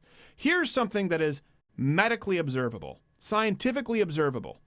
You don't really need to hope to one day test a hypothesis 10 years down the line, 40 years down the line, maybe when Florida is gone, as Al Gore predicted. You can look at the evidence we have available. You can do a meta-study, which they've done. You can track whatever neurotransmitter activity, what's happening in certain portions of the brain, whether it's the frontal, was it cerebral cortex. We had Dr. Boniface on talking about the portion that creates this idea of self-awareness, your perception of yourself. You can observe these things. That's science. And the science on this is becoming more and more definitive that despite what they teach on college campuses, despite what they mandate over there at ESPN, you say, there is no gender. There's biological sex. There are extreme cases, whether it's hermaphrodites. We all acknowledge. Let's not go to the outliers, which leftists try to do to prove their mainstream science. So it's interesting. This is a very definitive study, and I would love to have some of the transgender guests out there who are more sort of alt-right conservative, who've been upset when we've talked about this before. It doesn't mean that I dislike anyone who's transgender. It doesn't mean that I hate them. I wish them the best. I just don't think the best thing is to inject hormones into their balls. Hey, wait, does that sound outrageous? That brings us to our next segment. This week is Social Justice Warrior Outrage. Oh, dear God! Oh, nice little intro there, Jared. There we You're go. working on that this I've week? been working on that. So this week in Social Justice Warrior Outrage, we have a few stories to get to. We were doing so many of these stories, we said, we have to condense this down to a segment. Yep, as promised. As promised. Let's recap the first one. We talked about it in the first hour. Of course, the dildos there at UT. People are so outraged that Americans are exercising their Second Amendment rights that they decided to wave around dildos because one does. Bring that back up, Jared.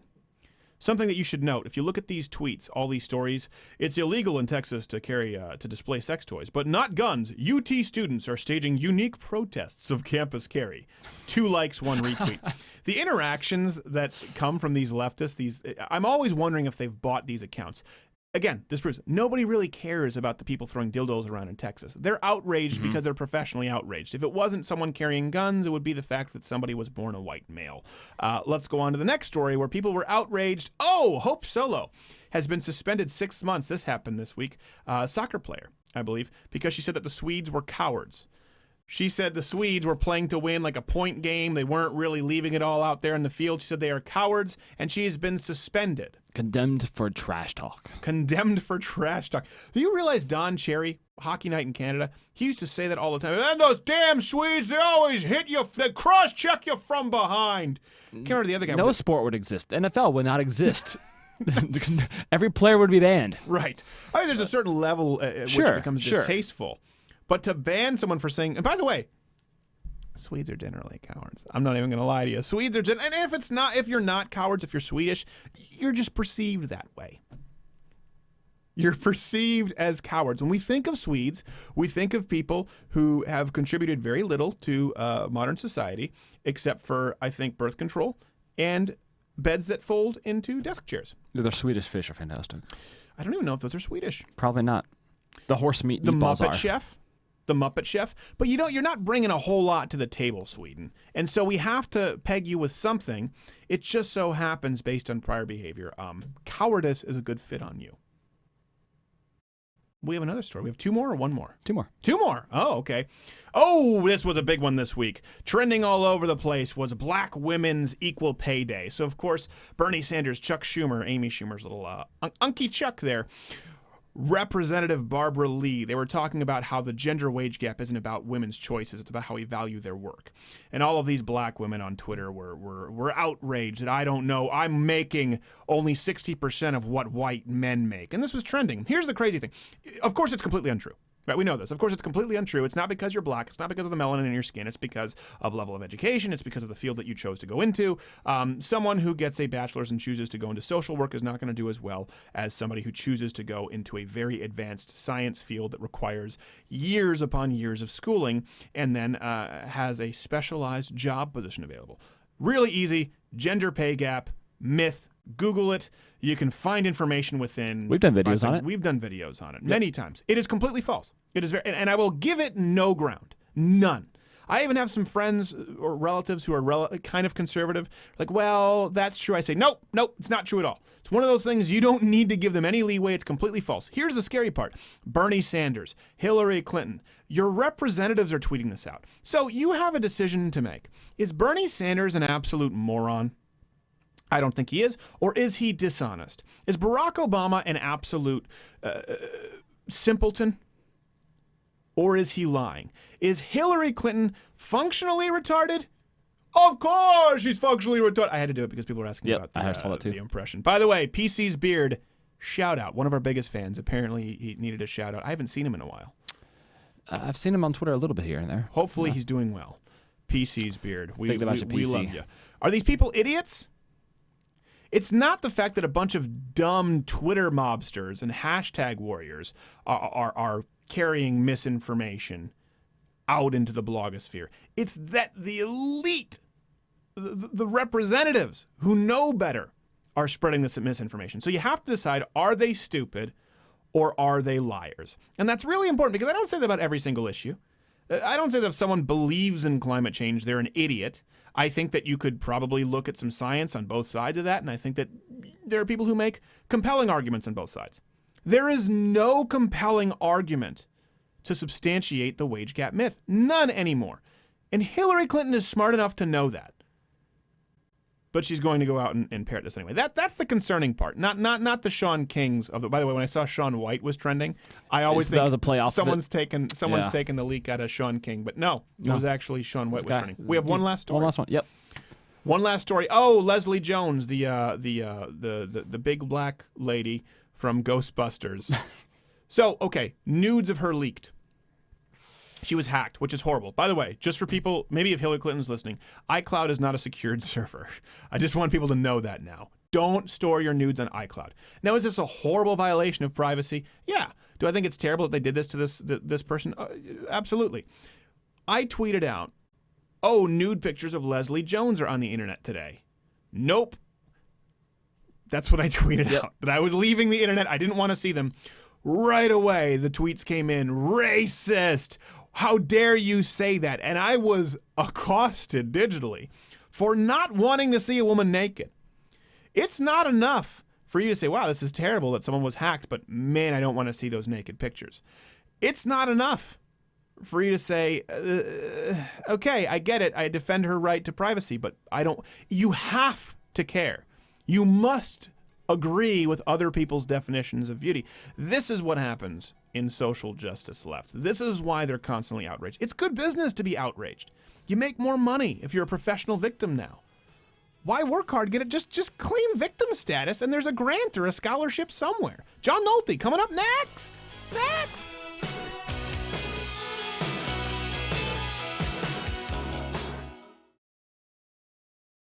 This week in Not Racist. Oh my God, did you hear about Leslie Jones? No, what happened? Her phone got hacked and there are nude pictures of her all over the internet. Oh, God. Oh, no. Remind me not to go on the internet today. Why would you say that? What? It's clear why I would say that. It's unbelievably offensive. What? How is that offensive? So you don't want to see her nude pictures just because she's black? What? No. No. I don't want to see them because she's heinously unattractive. Because she's black? No. I've seen plenty of naked black women and liked it. I watched Monsters Ball. Oh, really? Okay, so you're not racist? No, she's just ugly. Okay, well then how about you prove it? All right, fine. Show me the naked Leslie Jones picture. Wow, I can't believe that you were willing to perpetuate rape culture so quickly. Okay, how do I get out of this one unscathed? What do you want to pin this on today? Is it racism or sexism? Well, today we're definitely focusing more on sexism. Okay, put me down for because she's black. Good choice. This has been This Week in Not Racist.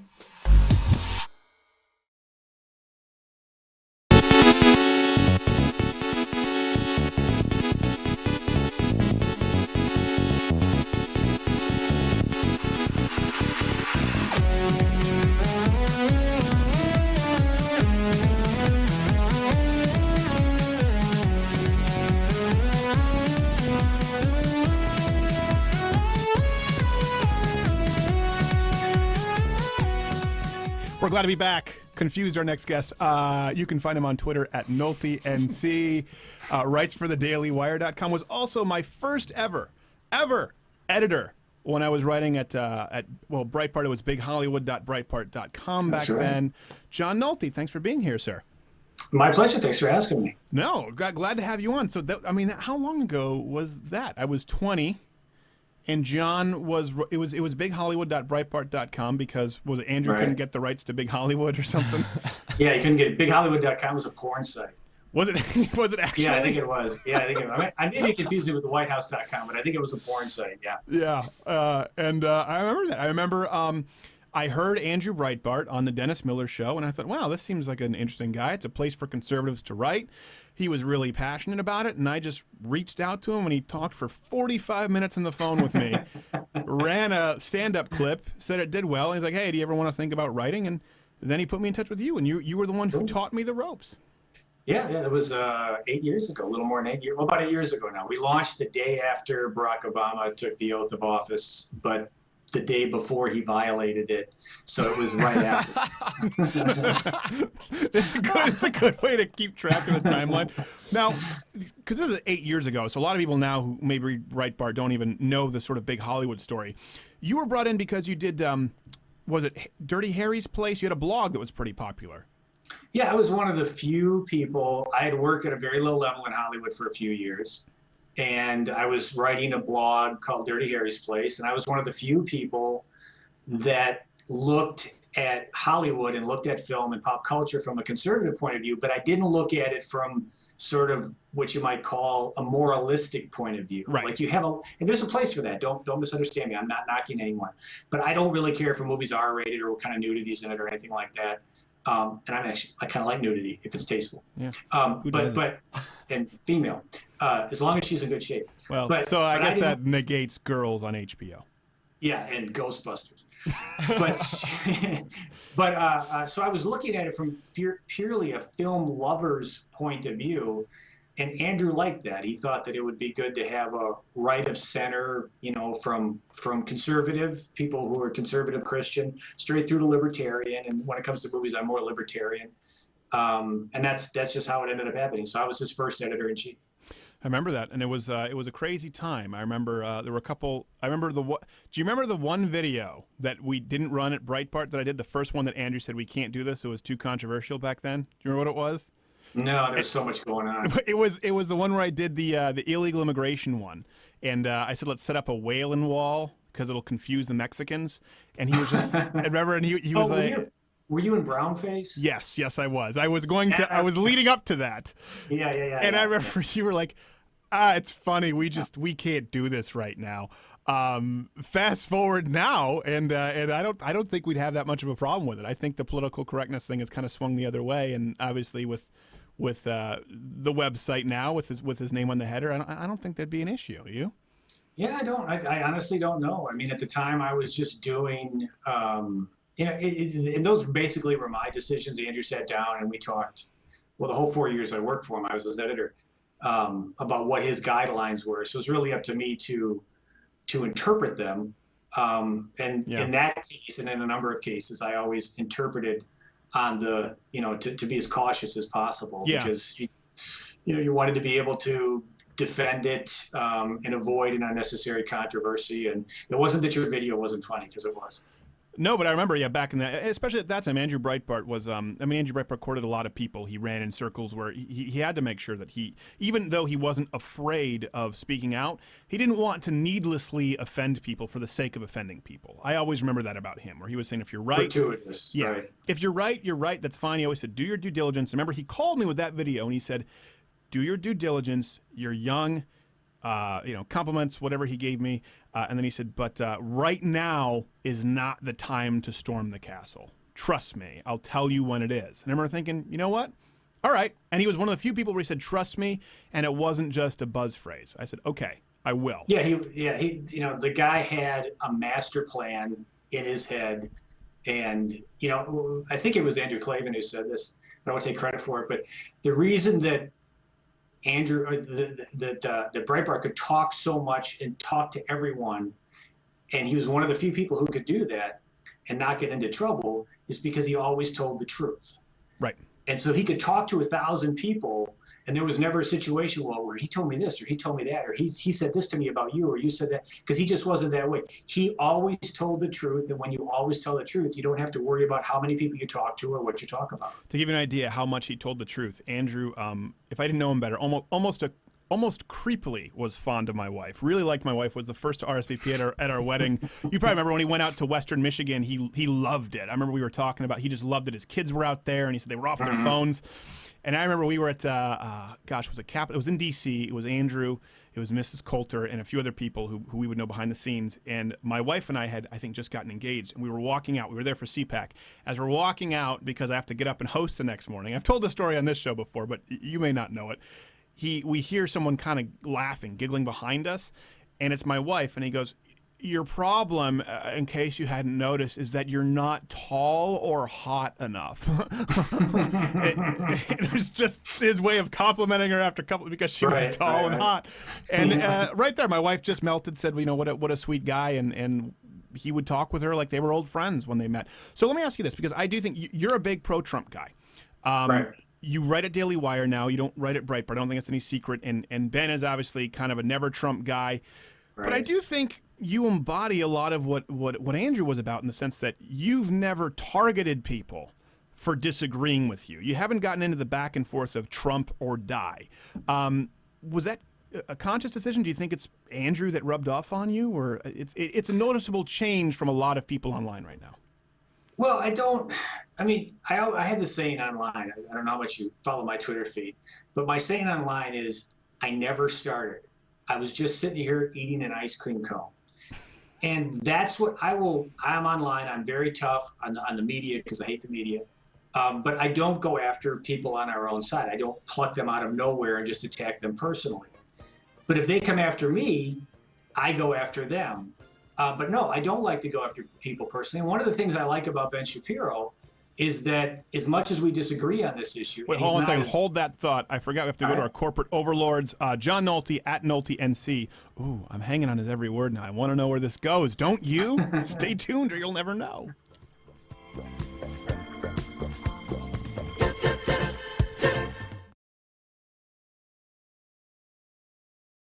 This week in Not Racist. It has been brought to my attention that not wanting to look at the recently leaked nude photos of Leslie Jones is perceived as racist. In my defense, here's a list of other females I don't want to see naked. Amy Schumer, Lena Dunham, Katie Couric, Cher, Sinead O'Connor, the cast of The Golden Girls, Melissa McCarthy, the maid from the Brady Bunch, Kristen Wiig, all other female comedians, Tess Holliday, the Sea Witch Ursula, Elizabeth Warren, but not because she's 1/18th Cherokee, Hillary Clinton, Cher, Rachel Maddow, Oprah Winfrey. Damn it. This has been This Week in Not Racist.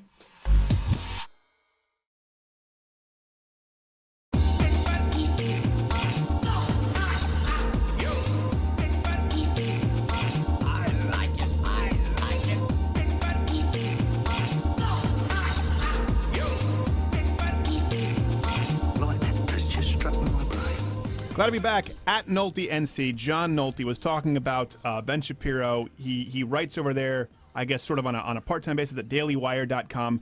John, sorry we had to cut you off. The floor is yours. Oh, no problem. Well, what I like about Ben is Ben and I have been friends a long time, about 10 years now. Sure. He's not as bad as all the Never Trump people, where he's completely just trying to destroy the guy. And I'm pro-Trump, and him and I, we've never had a problem personally. We've debated, we disagree. And when I left, I resigned from Breitbart in March, and I was going to start my own site because I still want to have a voice out there. I still want to have something to say, but I can't take a job in that business until after my non-compete is up. So I found that one out the hard way as a youngin', but yes. Yes. So Ben asked me, he's like, well, if you want to write something, because I had a piece about Muhammad Ali I wanted to publish when he died. And he's like, well, put it up here. And then he said, listen, you can write anything you want for us. And if you want to criticize Never Trump, you could criticize Never Trump. And I thought, my gosh, I mean, how open-minded is that? Because he's allowing me to go on his site and do that. And the great thing about it, what I love about it, is that I didn't have to launch my own site, which would have been a lot more work. So I'm just popping off a couple, 3 pieces a week, and I'm enjoying the rest of my summer.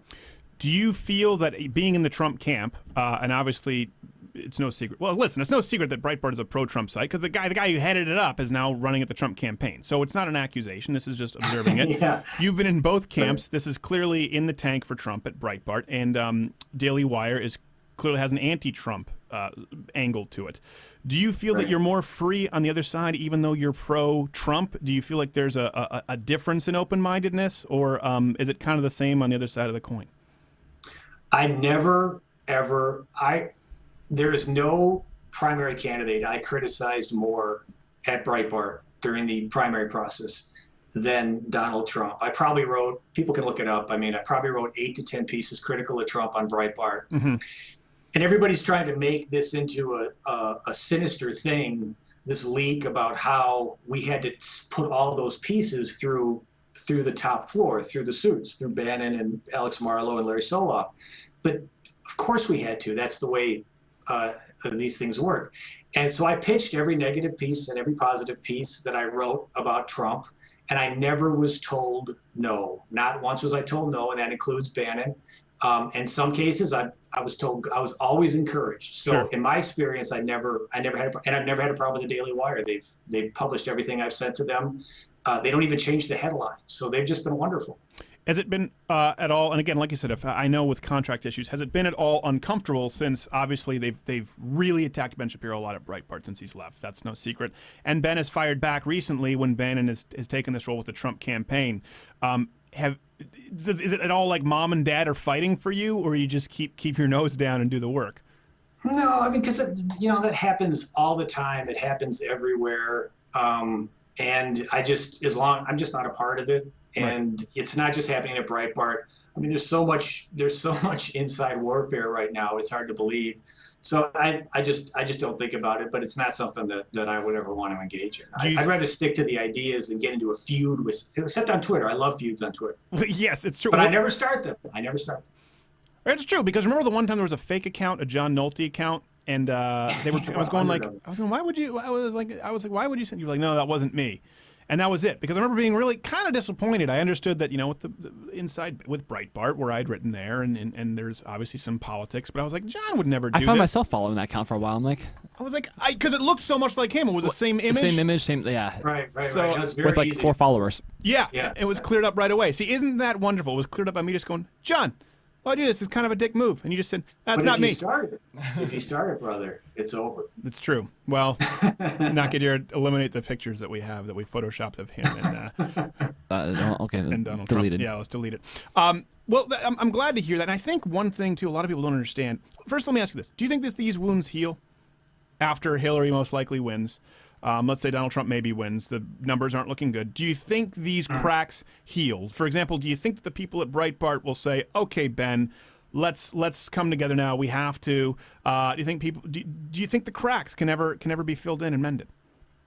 No, I think they can eventually, but I think that even if Trump loses, I don't think that the movement is going to end. I think the movement is huge. It's the biggest thing in politics, and really in probably since the Reagan Revolution. Do you mean the Trump movement? The Trump movement, the populists, the populism taking over the right, nationalism taking over the right. I think it's a very real movement. Trump didn't start it; he just captured it.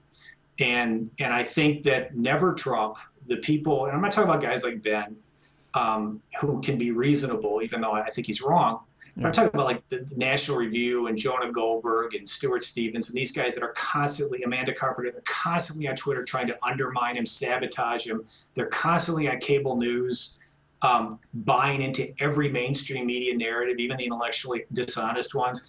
Right. And I think if they don't do it, and no one's asking them to lie, no one's asking them to violate their conscience, but you can be a conscientious objector and just stay quiet and not violate your conscience, or you can be a saboteur for Hillary. And I think the people one thing that are I also think this valid criticisms doesn't make someone a saboteur. constructive, and I've criticized Trump many Exactly, times. because you've done that. There's nothing wrong with constructive criticism. Well, like There's for example, nothing right now this week, I would be lying if I would say that it doesn't concern me that he softened his rhetoric on illegal immigration, which is one of the things I really liked about him, where he's kind of said, well, I'm going to do what George Bush and Obama did. Well, hold on, because the big selling point for you is you weren't going to do that. And I think that's fair to say that's not what we were sold. That's total. That's good. And I just submitted a piece to the Daily Wire talking about how much trouble I think he's in. And that is constructive analysis. Mm-hmm. But when you start calling him a racist and you start calling him stupid, and I just see there's this narrative that the media started to get Barack Obama elected and reelected, and they've done it again. Where the Republican can do absolutely nothing right. No matter what McCain or Romney or Trump does, it's wrong. Everything is spun wrong. And when I see Never Trump jumping on that bandwagon, where nothing and it's so intellectually dishonest, that is sabotage. And that to me is not going to be forgiven. I'm not going to forgive it. These are the same jerks that demanded that I soldier up for Romney, who wasn't any more conservative than Trump, and McCain, who was completely feckless. Remember, I'm going to suspend my campaign. I'm going to jump on my white horse, but I have no idea where I'm going to go. Right. And they're both more fascist than Trump. McCain, Feingold, and Romney. Are you kidding me? So the idea that I'm told to soldier up and then they stab us in the back, I'm not going to forget. Right, but I think there's also, because I've been told by people you and I would both know to soldier up for Trump or will be eliminated and purged. And as you know, I'm not even in the Never Trump campaign. We've written many articles praising him. I've said he's not a racist.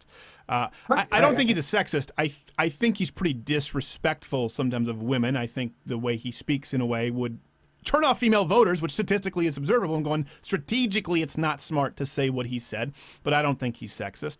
I don't think any of those things are true. But I understand where you're coming from, and the soldiering up, do this is a problem, and it is a problem with these intellectually dishonest people on the right who do that. However, it is also intellectually dishonest when you have people on the Trump side, I think we would both agree, who paint Carly Fiorina and Ted Cruz as establishment. I think it's important to define what that is, because I agree. I mean, no one was a bigger fan of Ted Cruz than Andrew Breitbart. No one that I knew. But can I tell you, there's a big difference. Yeah. There are plenty of horrible pro-Trump people out there. And as someone who supported Marco Rubio and supported Ted Cruz throughout most of the primary, I can tell you that, because I got as many tweets from them as anyone else did, as many nasty emails. I even got phone calls because I'm dumb enough to be listed. But the phone calls from angry Rubio people? Yeah, no, from angry Trump people. Oh, okay. Just a couple of them, because I'm listed. But the nasty Trump people primarily are just people on the internet. It's true. The nasty Never Trump people are the people that are named people, that make it on television. They're part of the establishment. These are people that are respected, and that to me is all the difference. I don't know that I would say that's true, considering, Fox News. I think now people who said, listen, they're clearly in the tank for Trump, the brass, have been vindicated. Not all personalities. I've said this about Fox News, like you. I was never told you have to say this, but I was always made aware that the brass thought a certain way, and if you wanted to be in good with them, it would serve you well to think that way. I think with Roger Ailes, I think we've seen that there are some pretty high up executives who would be the same in the pro-Trump side. But what I'm talking about is just the nastiness online, the nastiness and the nastiness that I faced from the pro-Trump people were the eggs online. That's who they were. The nastiness that I get from the Never Trump people are names we all recognize. and these are people within the establishment. These are people that are part of the consultant class, and they're just as vicious and nasty as the nobodies on Twitter that love Trump. And to me, that's a big distinction. Well, I think something you do differently, and the reason we wanted to have you on the program is you're still actually making the case for Trump for some people, like you said, because you understand there are people who could be conscientious objectors who may not be able to pull that lever. We had Gavin McInnes on, and I love him, but I don't think there are a lot of pro-Trump people making the case anymore. And they say, well, we don't have to, because if you don't vote for him, it's a vote for Hillary. Well, that's not enough, because there are people who need to hear a case made. That's where my dad is now. My Yeah. dad was a huge pro-Trump guy, and now he's saying, I don't think I can vote for him. So Why? you do What's have the to change for agree. him? Just the 3 weeks after the convention, he just was. This is actually what I wrote about for the Daily Wire. The piece that's going to go up there is my dad is the ultimate Trump voter. He's 77, very vital, energetic. He's not old. He's working class. He was chased out of Milwaukee by the spreading crime. He loved Trump during the primary, and then those sort of 3 weeks after his convention, where Trump just got into one stupid controversy after another. Now my dad's saying, I can't vote for the guy, and that's worrying me more than anything. And but you're right. We have to reach those people. Trump has to get back to where he's tied with Hillary, and if he can just bring back the Republicans, which is what I think he's trying to do now, he can at least get tied with Hillary again. But we'll have to see if he can do it. Okay, changing gears real quick, Jared. Who does John Nolte look like? I've always said this. Daniel Stern. Exactly. I told you that years ago, right, John? I thought about it as soon as he popped on. Like, it's Marv. I swear to you, I've never talked with Not Gay Jared about that at all. That's totally unprompted. But he's coming back out now. You did a video of him with a tarantula. Did you see that, Daniel Stern? Yeah, I did see that. Yeah. I love. When I shave my beard, everybody says I look like Alan Alda. Oh, really? I guess I can see his it. profile picture looks like I think the guy from Modern Family. That is who it is. His profile picture. Yeah, is that's was that the same guy? You moron. Yes, but that was before Modern Family. That's his favorite show. Okay. Yeah, that's Married with Children. Yeah, Married with Children. Which, by the way, I completely disagree with John. I hate Married with Children. I love Ed O'Neill. I hate Married with Children. Oh yeah, Ed O'Neill. I think of him back to the Little Giants. You know what else people don't realize about Ed That's O'Neill? old. Probably the Giant. toughest guy in Hollywood. Probably. He's a black belt, isn't he? Black belt in Brazilian Jiu-Jitsu, directly under the Gracies. Did he play for the Steelers? I didn't know about that, but I know that he's. He played Popeye Doyle in the TV version of The French Connection. I mean, he's a tough guy. Oh, that's right. I forgot about it. Yeah, no, he has hands that are like like Polish sausages on meat hooks. People don't realize how big he is, and he was an athlete. Either Division I think he played, or was a bencher in the NFL, and now is a black belt in Brazilian Jiu-Jitsu. So a lot of people don't know that. But Daniel Stern, Ed O'Neill is the picture. Get it right. John, we have to go, but where's the best place for people to find you? Well, they can find me on Twitter at Nolte, Noltenc. Or they can find me. I'm writing right now for the Daily Wire. For dailywire.com. And if you follow him on the Twitter, whether you're pro-Trump or not Trump, just don't start it, because it's and make sure you're following the right one. Yeah, it's like a prairie dog. If you start it with him, it just gets ugly, and then someone has to be put down, and it's usually not John because he's still here. It's not going to be me. No, Mr. Nolte, thank you very much. We must go. Sonic outro thing. That means we're speeding up to the what? To the last segment. To the last segment.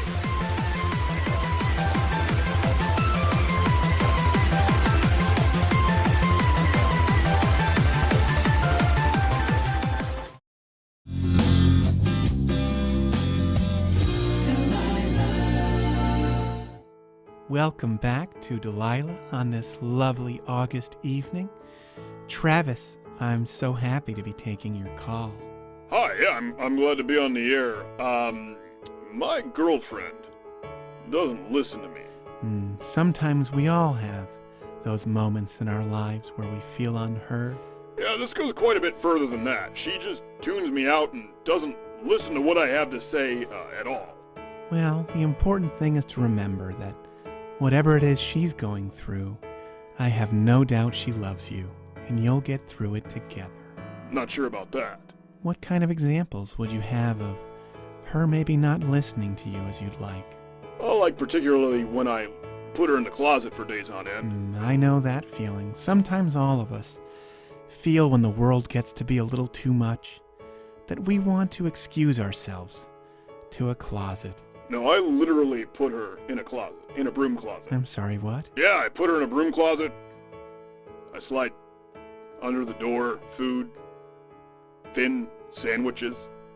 I know that feeling. Sometimes I feel trapped in a closet with my anxiety and the world's too much, and I just need my husband to slide my figurative bread of life under the broom closet door. No, I mean, I literally mash down a sandwich and, like, with a mallet, and I just slide it under the door.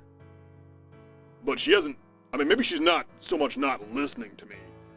She might be dead. Well, sometimes all of us just need to feel dead to the world. What other nice things do you do for your girlfriend? Do you give her anything else under the door? Yeah, I gave her a cell phone, but I blocked all the numbers. Well, Travis, sounds like you care about her a lot.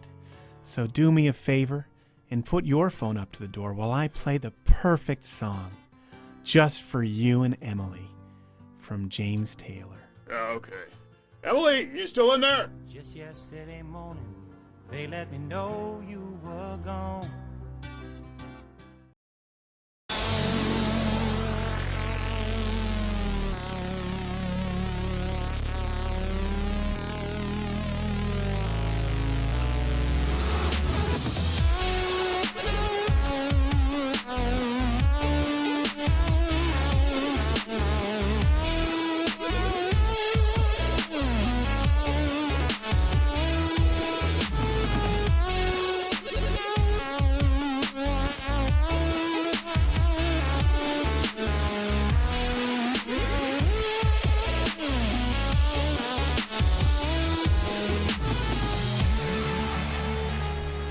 That was a close one. Whew. Glad to be done with that. I am exhausted. Last segment of the show. Thanks so much to all our guests, John Nolte for coming on right away. Gosh, we had Ben Shapiro on, we had Gavin on that same week. We had Right Scoop Super Mexican on last week, who's anti-Trump. This week we had Curt Schilling on, who's pro everybody. We had John Nolte, and people are mad that we have John Nolte on. I just can't keep track of this anymore. Conservatives, Republicans, I just can't keep track of who I'm not supposed to have on anymore because you're mad. This week, apparently, I'm in the tank for Trump, but I'm also apparently a cuck shill for the establishment. Obviously. Well, their checks clear well. They do. Never had a check bounce from the establishment. We should just sell it all and start doing reviews on pointless tech crap or something. Yeah, reviews on films, maybe guns. Films, just if you like guns. to see gun reviews at Lana with Crowder, you can tweet us. Chewbacca's lover, one of our best fans out there, did say, and he had a valid criticism about what John Nolte said. He said, Eric Bolling, Sean Hannity, and Coulter are not Twitter eggs. They are big profiles who have called out and attacked Trump critics. I think that's fair. Just like I think it's fair to tell Jared to stop clicking his damn pen. No more. It is finished. No more, Jared. It is finished. Back to you, Steven. I think that's valid. Listen, with the Sean Hannity thing, people were asking me more questions about Fox News with Andrea Tantaro's coming out. If there's a lot of people that say, well, you've alluded it and you haven't talked about it. No one wants to hear you talk about your former employer. And I don't think that whatever I would say, people would necessarily believe one way or the other. It's like someone leaves McDonald's and then says, the chicken nuggets are just toothpaste. Whatever it is that they say. I don't think they say truth, but you know what I'm talking about. I do have some stories, though, and I will say this. There are some things that you're hearing in the news that are true, and some that I would give me pause. I don't know are true. Yeah. But I'll leave it. Maybe I'll talk more if enough people email me or tweet me. By the way, I got so many horrible airline stories from last week. Oh, really? Awful airline stories. We talked about our horrible story. We talked about our story, and I got so many stories. One guy, he said, is it Les Paul as a guitar? Les Paul, yeah.